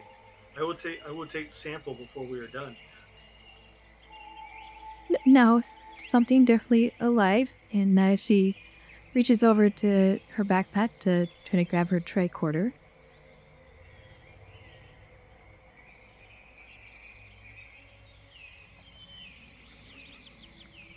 As you turn to get your tricorder, obviously that's as you ruffle in your backpack your tricorder. It occurs to you that you could have swore that you would put your comm badge on top of your uniform. But maybe it fell into the grass. Who knows?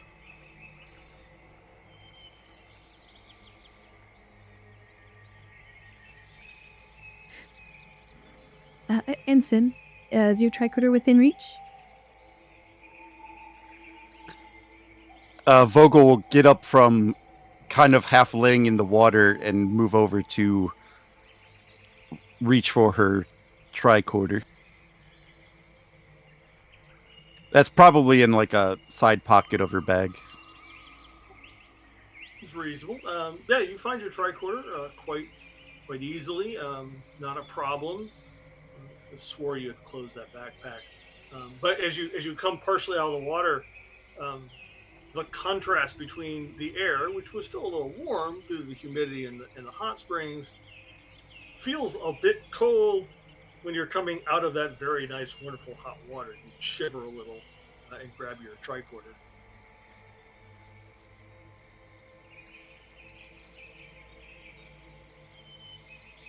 And I will begin scans for anything. Specifically, life signs this time, or Yeah, probably. then give me control medicine difficulty. I will use 3 of the momentums here. Medicine is not my best score. Oh, good. You had too much momentum.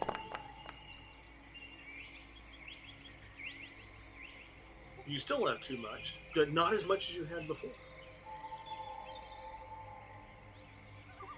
You are picking up numerous small amphibian life signs inside on the surface of the pool, or at the end of the surface, at the bottom of the springs.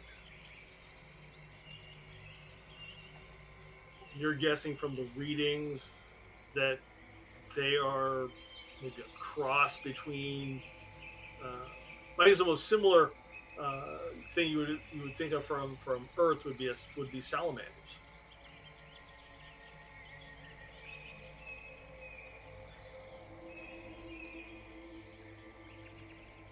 Looks like there's some type of amphibious reptile in this pool as well. Kind of akin to like a salamander. How is this? I could have swore I laid my com badge down here. She tries to ruffle through her clothes, which was neat and tidy, now in a pile. Now that you mention it, I thought I closed my bag.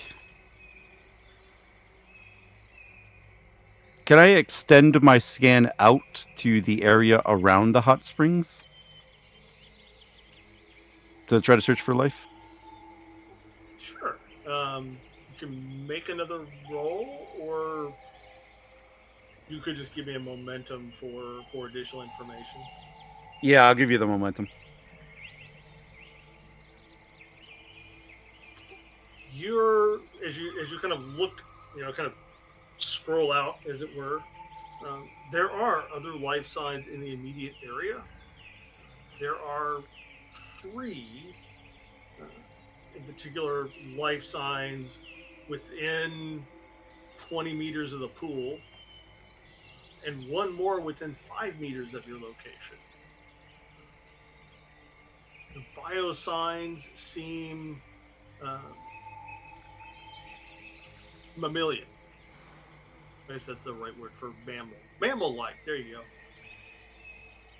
I'm gonna Mammalian is correct. I'm gonna try to turn and look for it. Use the old Mark 1 eyeballs. The Mark One eyeball is usually is a very effective way to look.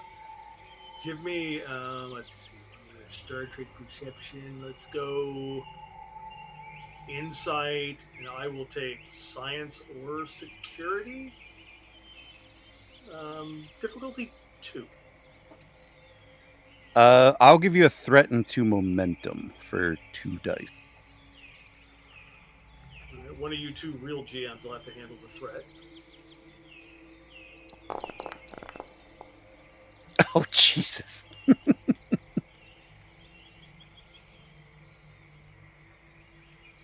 Okay. Dun dun dun dun dun dun dun dun dun dun dun dun dun dun dun dun dun. And suddenly there is a 20-foot shark in the hot spring.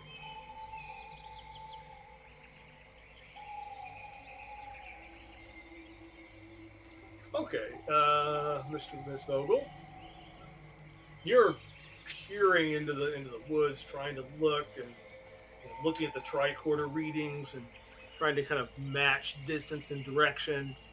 When your eyes passed by a point and you're like, "There's nothing there, nothing there, nothing there," and then you wait, and you come back, and suddenly there's like a fur-covered, almost human-like face, and it appears as the animal kind of comes out of the bushes a little, startles you uh, to the point where you drop your tricorder in the hot springs. And then I'll take the other complication as threat.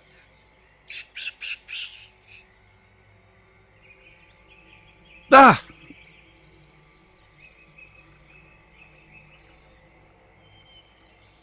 I think we have primates around us. As I start trying to reach for my tricorder in the water. You get your tricorder, but you know, those things are pretty hardy devices. But apparently, the one you picked up out of the bay out of the bay this morning was one of the ones that the engineers had just been doing routine maintenance on and forgot to seal the seams. And yeah, it's a paperweight now.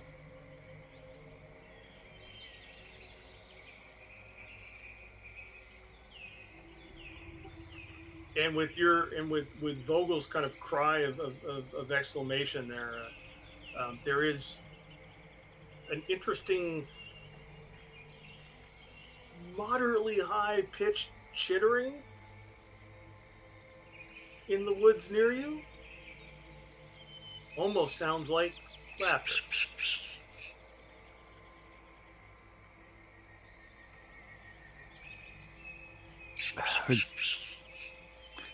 We are definitely not alone around here.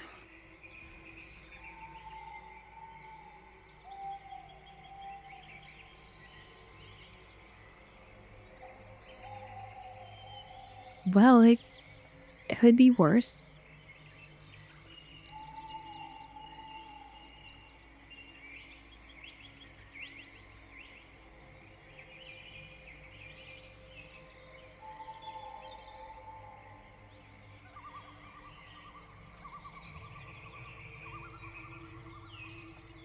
It's at that point, Hanukkah, who you've noticed has turned around in the spring to watch and look at whatever it is you two are looking at.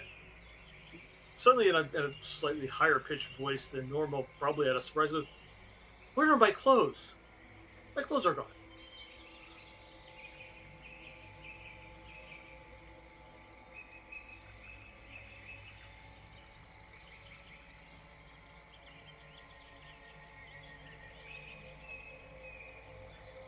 It seems our little friends are little thieves. As Kira begins looking through her bag to find her phaser.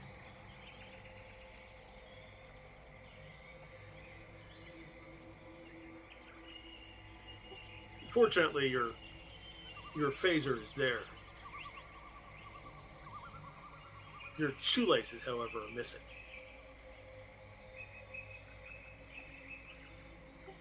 I'll take 2 threat for that. I'll make that a complication.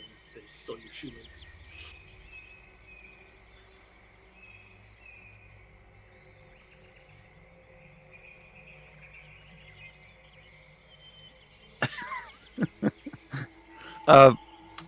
Yeah, Vogel's probably going to start going through her bag and probably start, if her clothes are there, putting them on.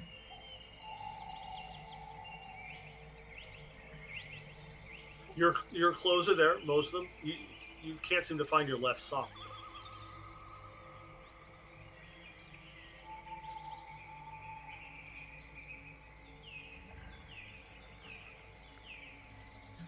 Now we know what happens to those missing socks when you put them in the washer.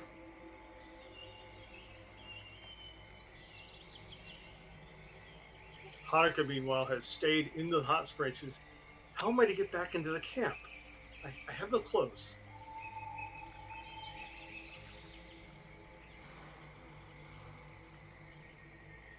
Spend a momentum for some extra clothes that were in Kira's backpack. I will take that. I have some spare clothes here that should fit you. She rummaged through her backpack to set them aside for Hanako. Hanako, thank you. That would have been most embarrassing. We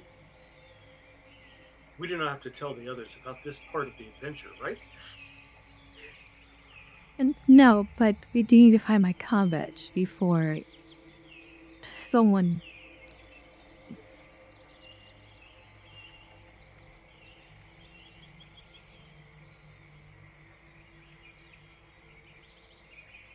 How would you like? Are all of you now getting out of the water and dressing in what clothes you have left? Yep. Yeah. Listen, other than Hanukkah's shirt and pants and Vogel's left sock and your shoelaces, everything else is there. Oh, and the communicator, of course. How do you wish to go about trying to find the communicator?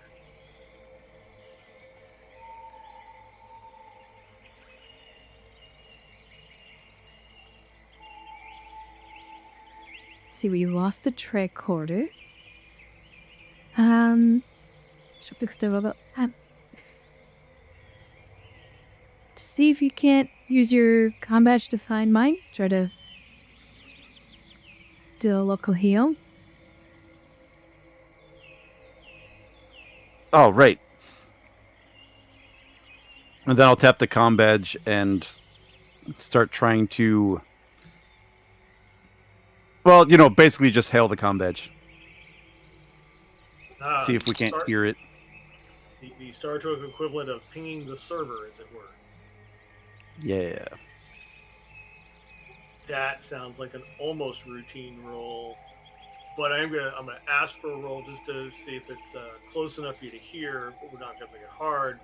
We'll make it like control plus engineering difficulty 1. All right. I will use the momentum. Still Kiro don't assist. have a relevant focus.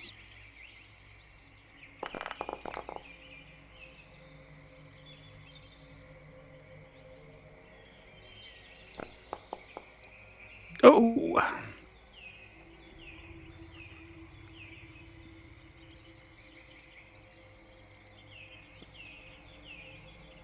Okay.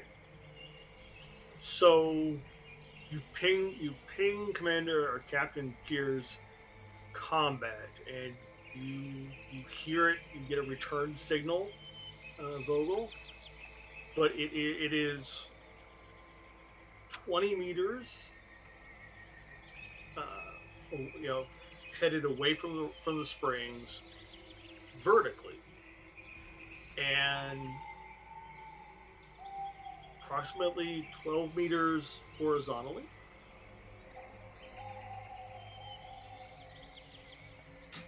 I think I got it narrowed down, Captain. It's up there as she points to one of the nearby trees. Or I should say the nearby tree. Kiro will make the slow approach towards wherever that signal is. You get to the base of the tree that Vogel points to. You look up, and you see what appears to be a sock hanging from a tree limb, perhaps partially tied to the tree limb by, swear that looks like a brassiere that was used to tie the end of the sock to the tree limb.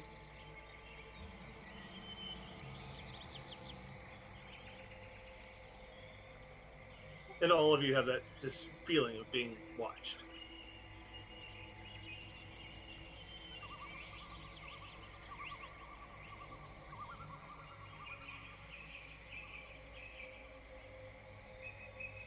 Kiro began climbing the tree.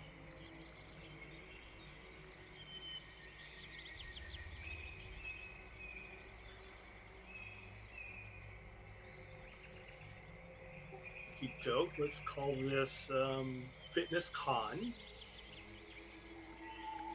Call it. It's the trees here There. Well, it's you guys' plant. Pine tree, an MLS to pine trees, or what kind of trees are these like? Probably, right? High altitude. That'd be where you'd find evergreens. Yeah, those are the easiest trees to climb. So we're gonna call it Fitness Con difficulty 2. I'm gonna spend 2 threat for a complication. The complication will be that there is that the bark on the tree is rather smooth, and that it's making it very hard to get a grip for climbing.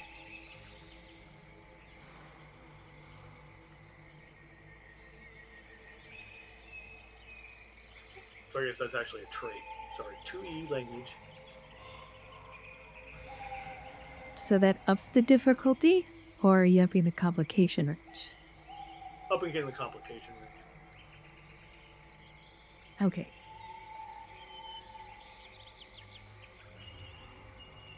So a complication would probably result in a slipping down the tree.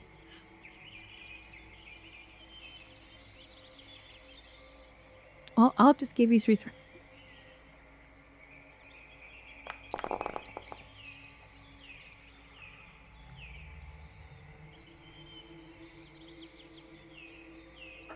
All right, you succeed. So you manage to climb up the tree to the branch where where you find Vogel's left sock. It's weighted down with something that you can easily surmise is probably your comm badge, and appears to be tied with one end of, you're guessing, Hanukkah's brazier, tied around the open end of the sock, and then tied around the branch. The complication, I think, since you succeed in the roll, the complication then will be that, um, unfortunately, the sock is, you get up to the right height, but the sock itself is just out of reach. You're gonna have to climb out on the limb to reach the sock, and the limb is smelly.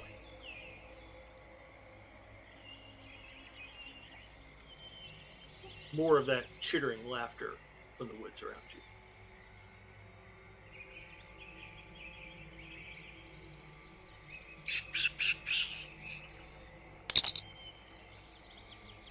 Ensign Vogel, this is Dr. Valen. Are you there? Go ahead, Doctor. Is the captain with you? We've been trying to get in contact with her for the last 20 minutes. Yes, the captain's here. Is there a reason she's not answering her communicator? Is everyone all right? Oh, yes, everything's fine. Absolutely nothing is going wrong down here.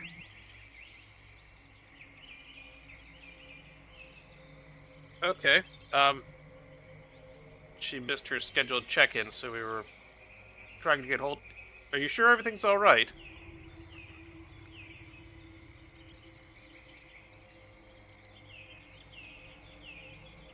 Not a word. It said, not a word.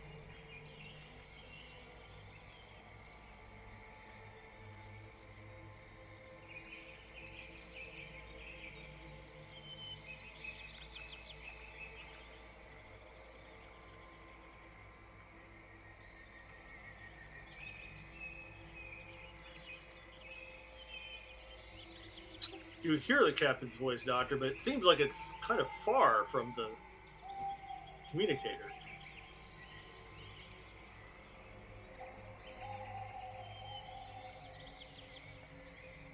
Captain, can you hear me?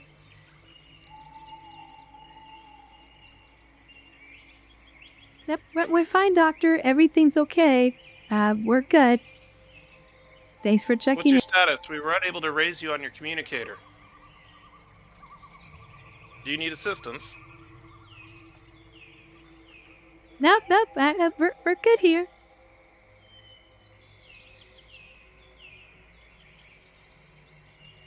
All right, if you say so. Bailing out.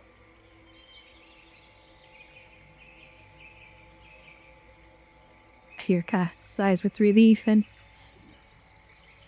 arranges as he tends to reach out towards the sack and the Z.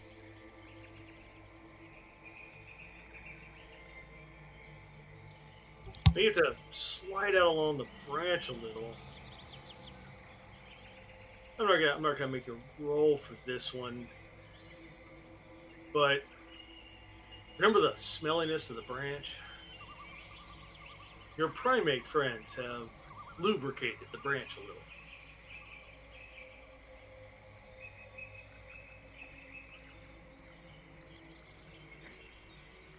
Kier just cringes as he tends to get towards the branch.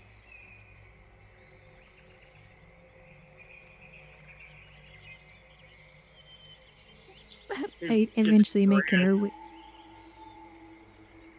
Sorry, go ahead. Eventually making her way towards the sack. You reach the sock. Fortunately, it's not knotted too tight, but you hear more of that chittering laughter directly above you.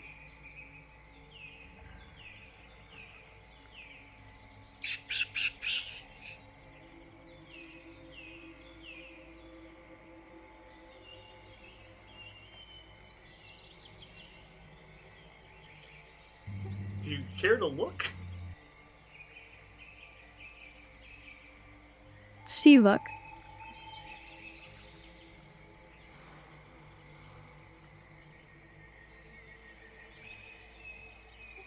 You look up, but fairly well disguised against the dark wood of the tree is a dark-furred primate. Perhaps a foot, maybe a little more, maybe a little less in height.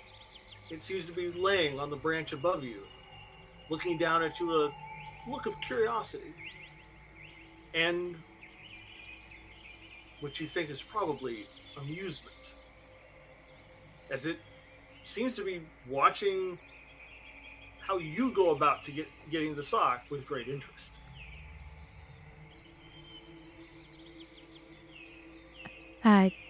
Telepathically, do I sense anything other than what you said?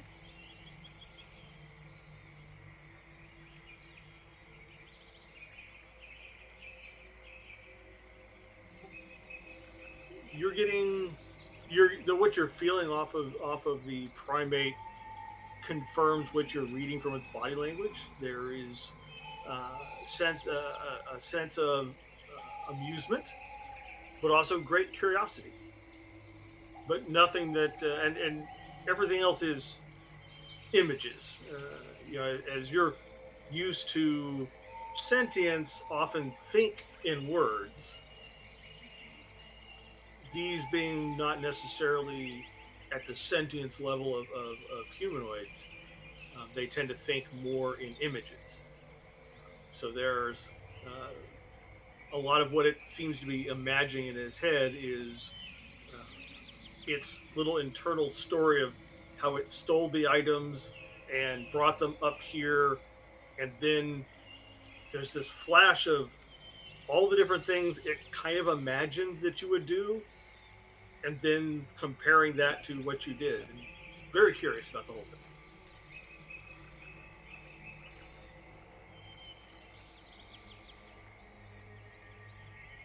If you didn't know any better, they were experimenting on you.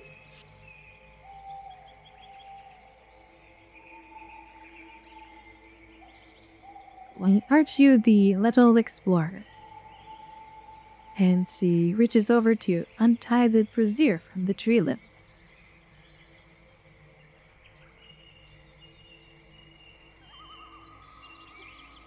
It comes loose quite easily.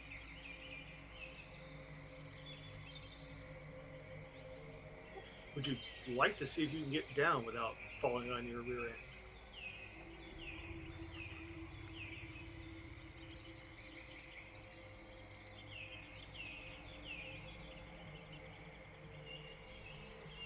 She's gonna kind of slide back over to get to a safer spot and then look at her little furry companion of the tree and go,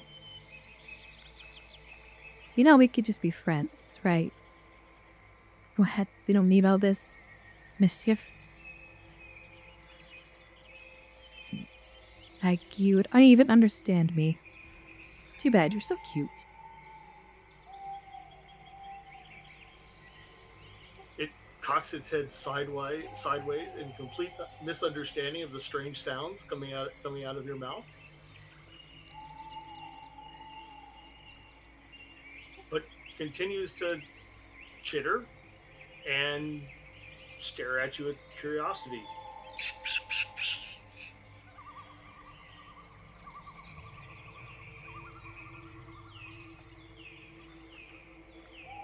And Kirsaisen slowly climbs down from the tree, wondering where the rest of Hanaka's clothing is at.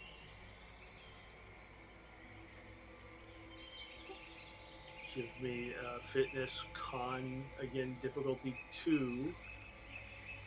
I won't mess with the comp range this time though.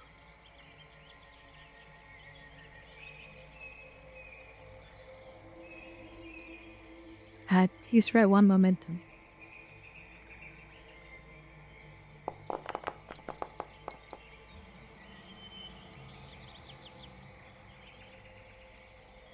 And you make it down. You don't even slip. You don't slip even once. From somewhere above you, you get amusement, a little bit of disappointment, and almost a feeling of pride that you made it to the bottom without hurting yourself. And then you feel it. Feel the primate. Its thoughts move away.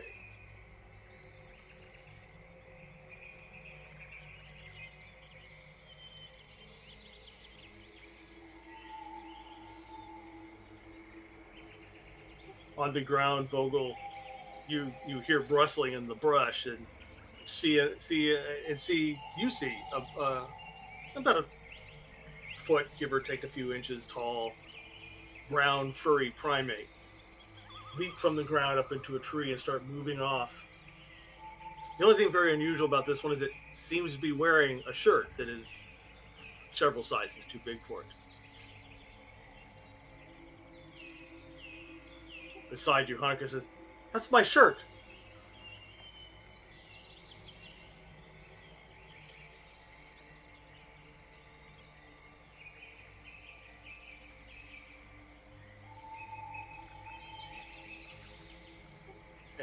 And our cute furry little friends move away.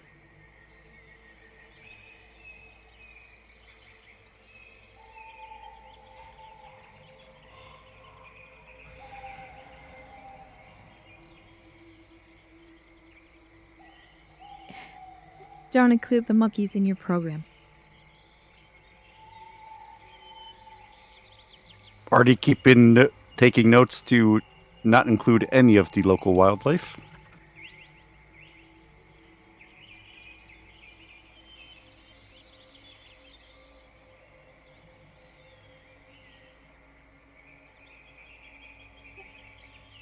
Not in the program, Hanukkah says, but I suppose we'll have to tell the biologist about the primates. Maybe not the stealing the clothes part, though, right?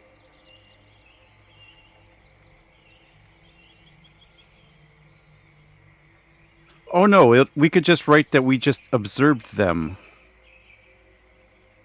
while studying the hot spring.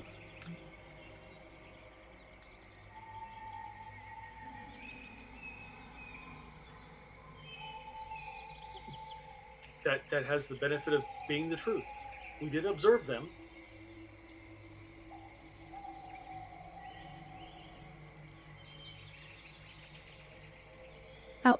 Q reaches into the sock to try to find her comm badge, hoping not for a surprise.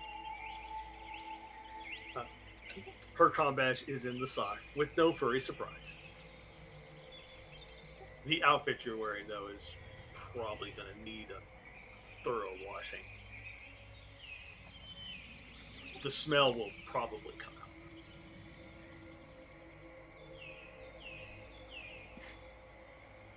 She hands Vogel her sack and the brazier to Hanako and takes her comm badge and places someplace where it's clean on her beautiful outfit.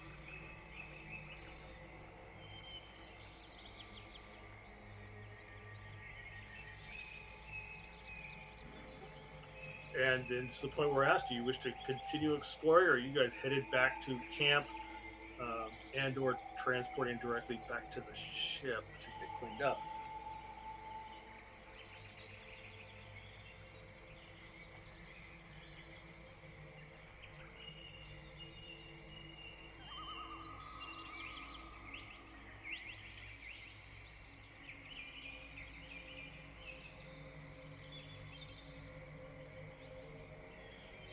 Well, it is a ways back to camp. Shall we get started?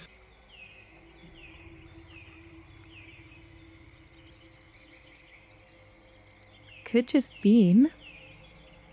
Maybe side to side to my quarters. It's a good idea right now.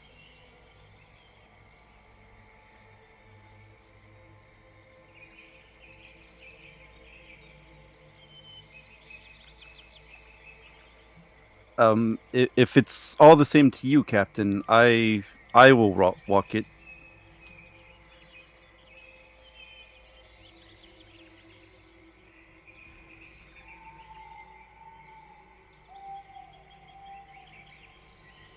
Kira looks to Hanako.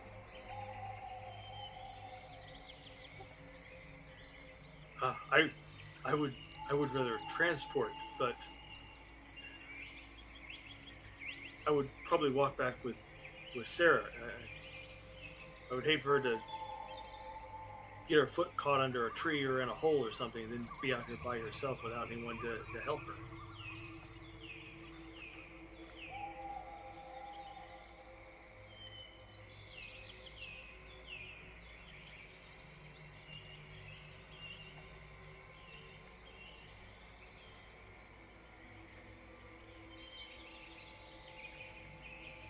Besides, the walking back part is half the fun. You get to take in the views from the opposite direction.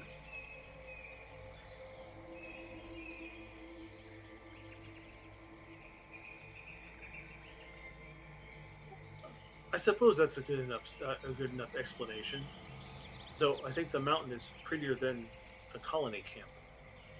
It is a shame sometimes we must disturb nature so that we might leave it when we want to live in it. Suppose you could always petition your mayor to make this a preservation site.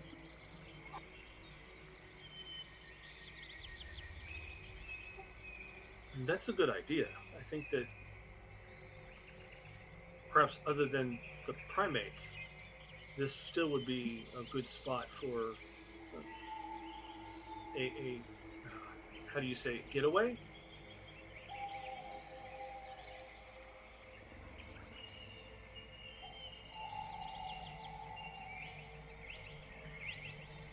I don't know about you, but I can only push my mind so far before I need a break. Well, I think we should get heading back now. And this stays between the three of us?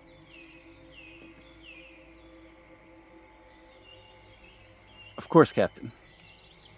Hanako nods enthusiastically, and the three of you hike back to camp without further complication.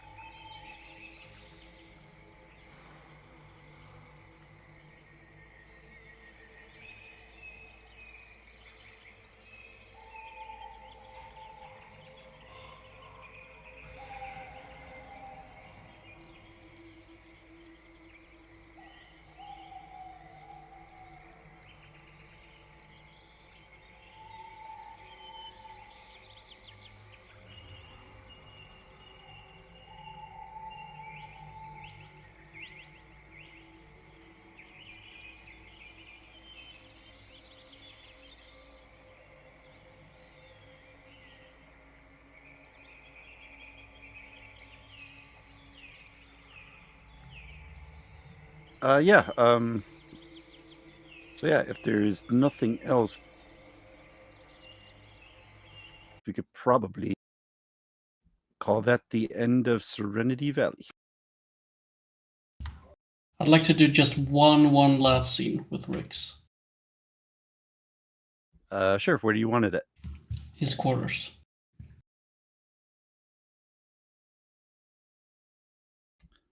False start.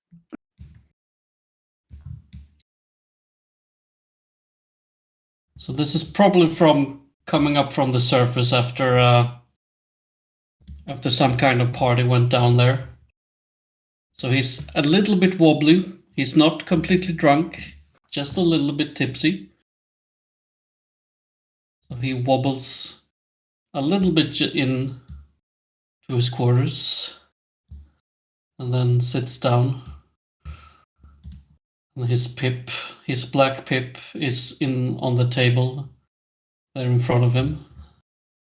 He looks at it a little bit and leans forward, takes it in his fingers. Well, let's see what the future holds then. And then he puts the black pip on his collar. End of scene. All right. Anybody else? All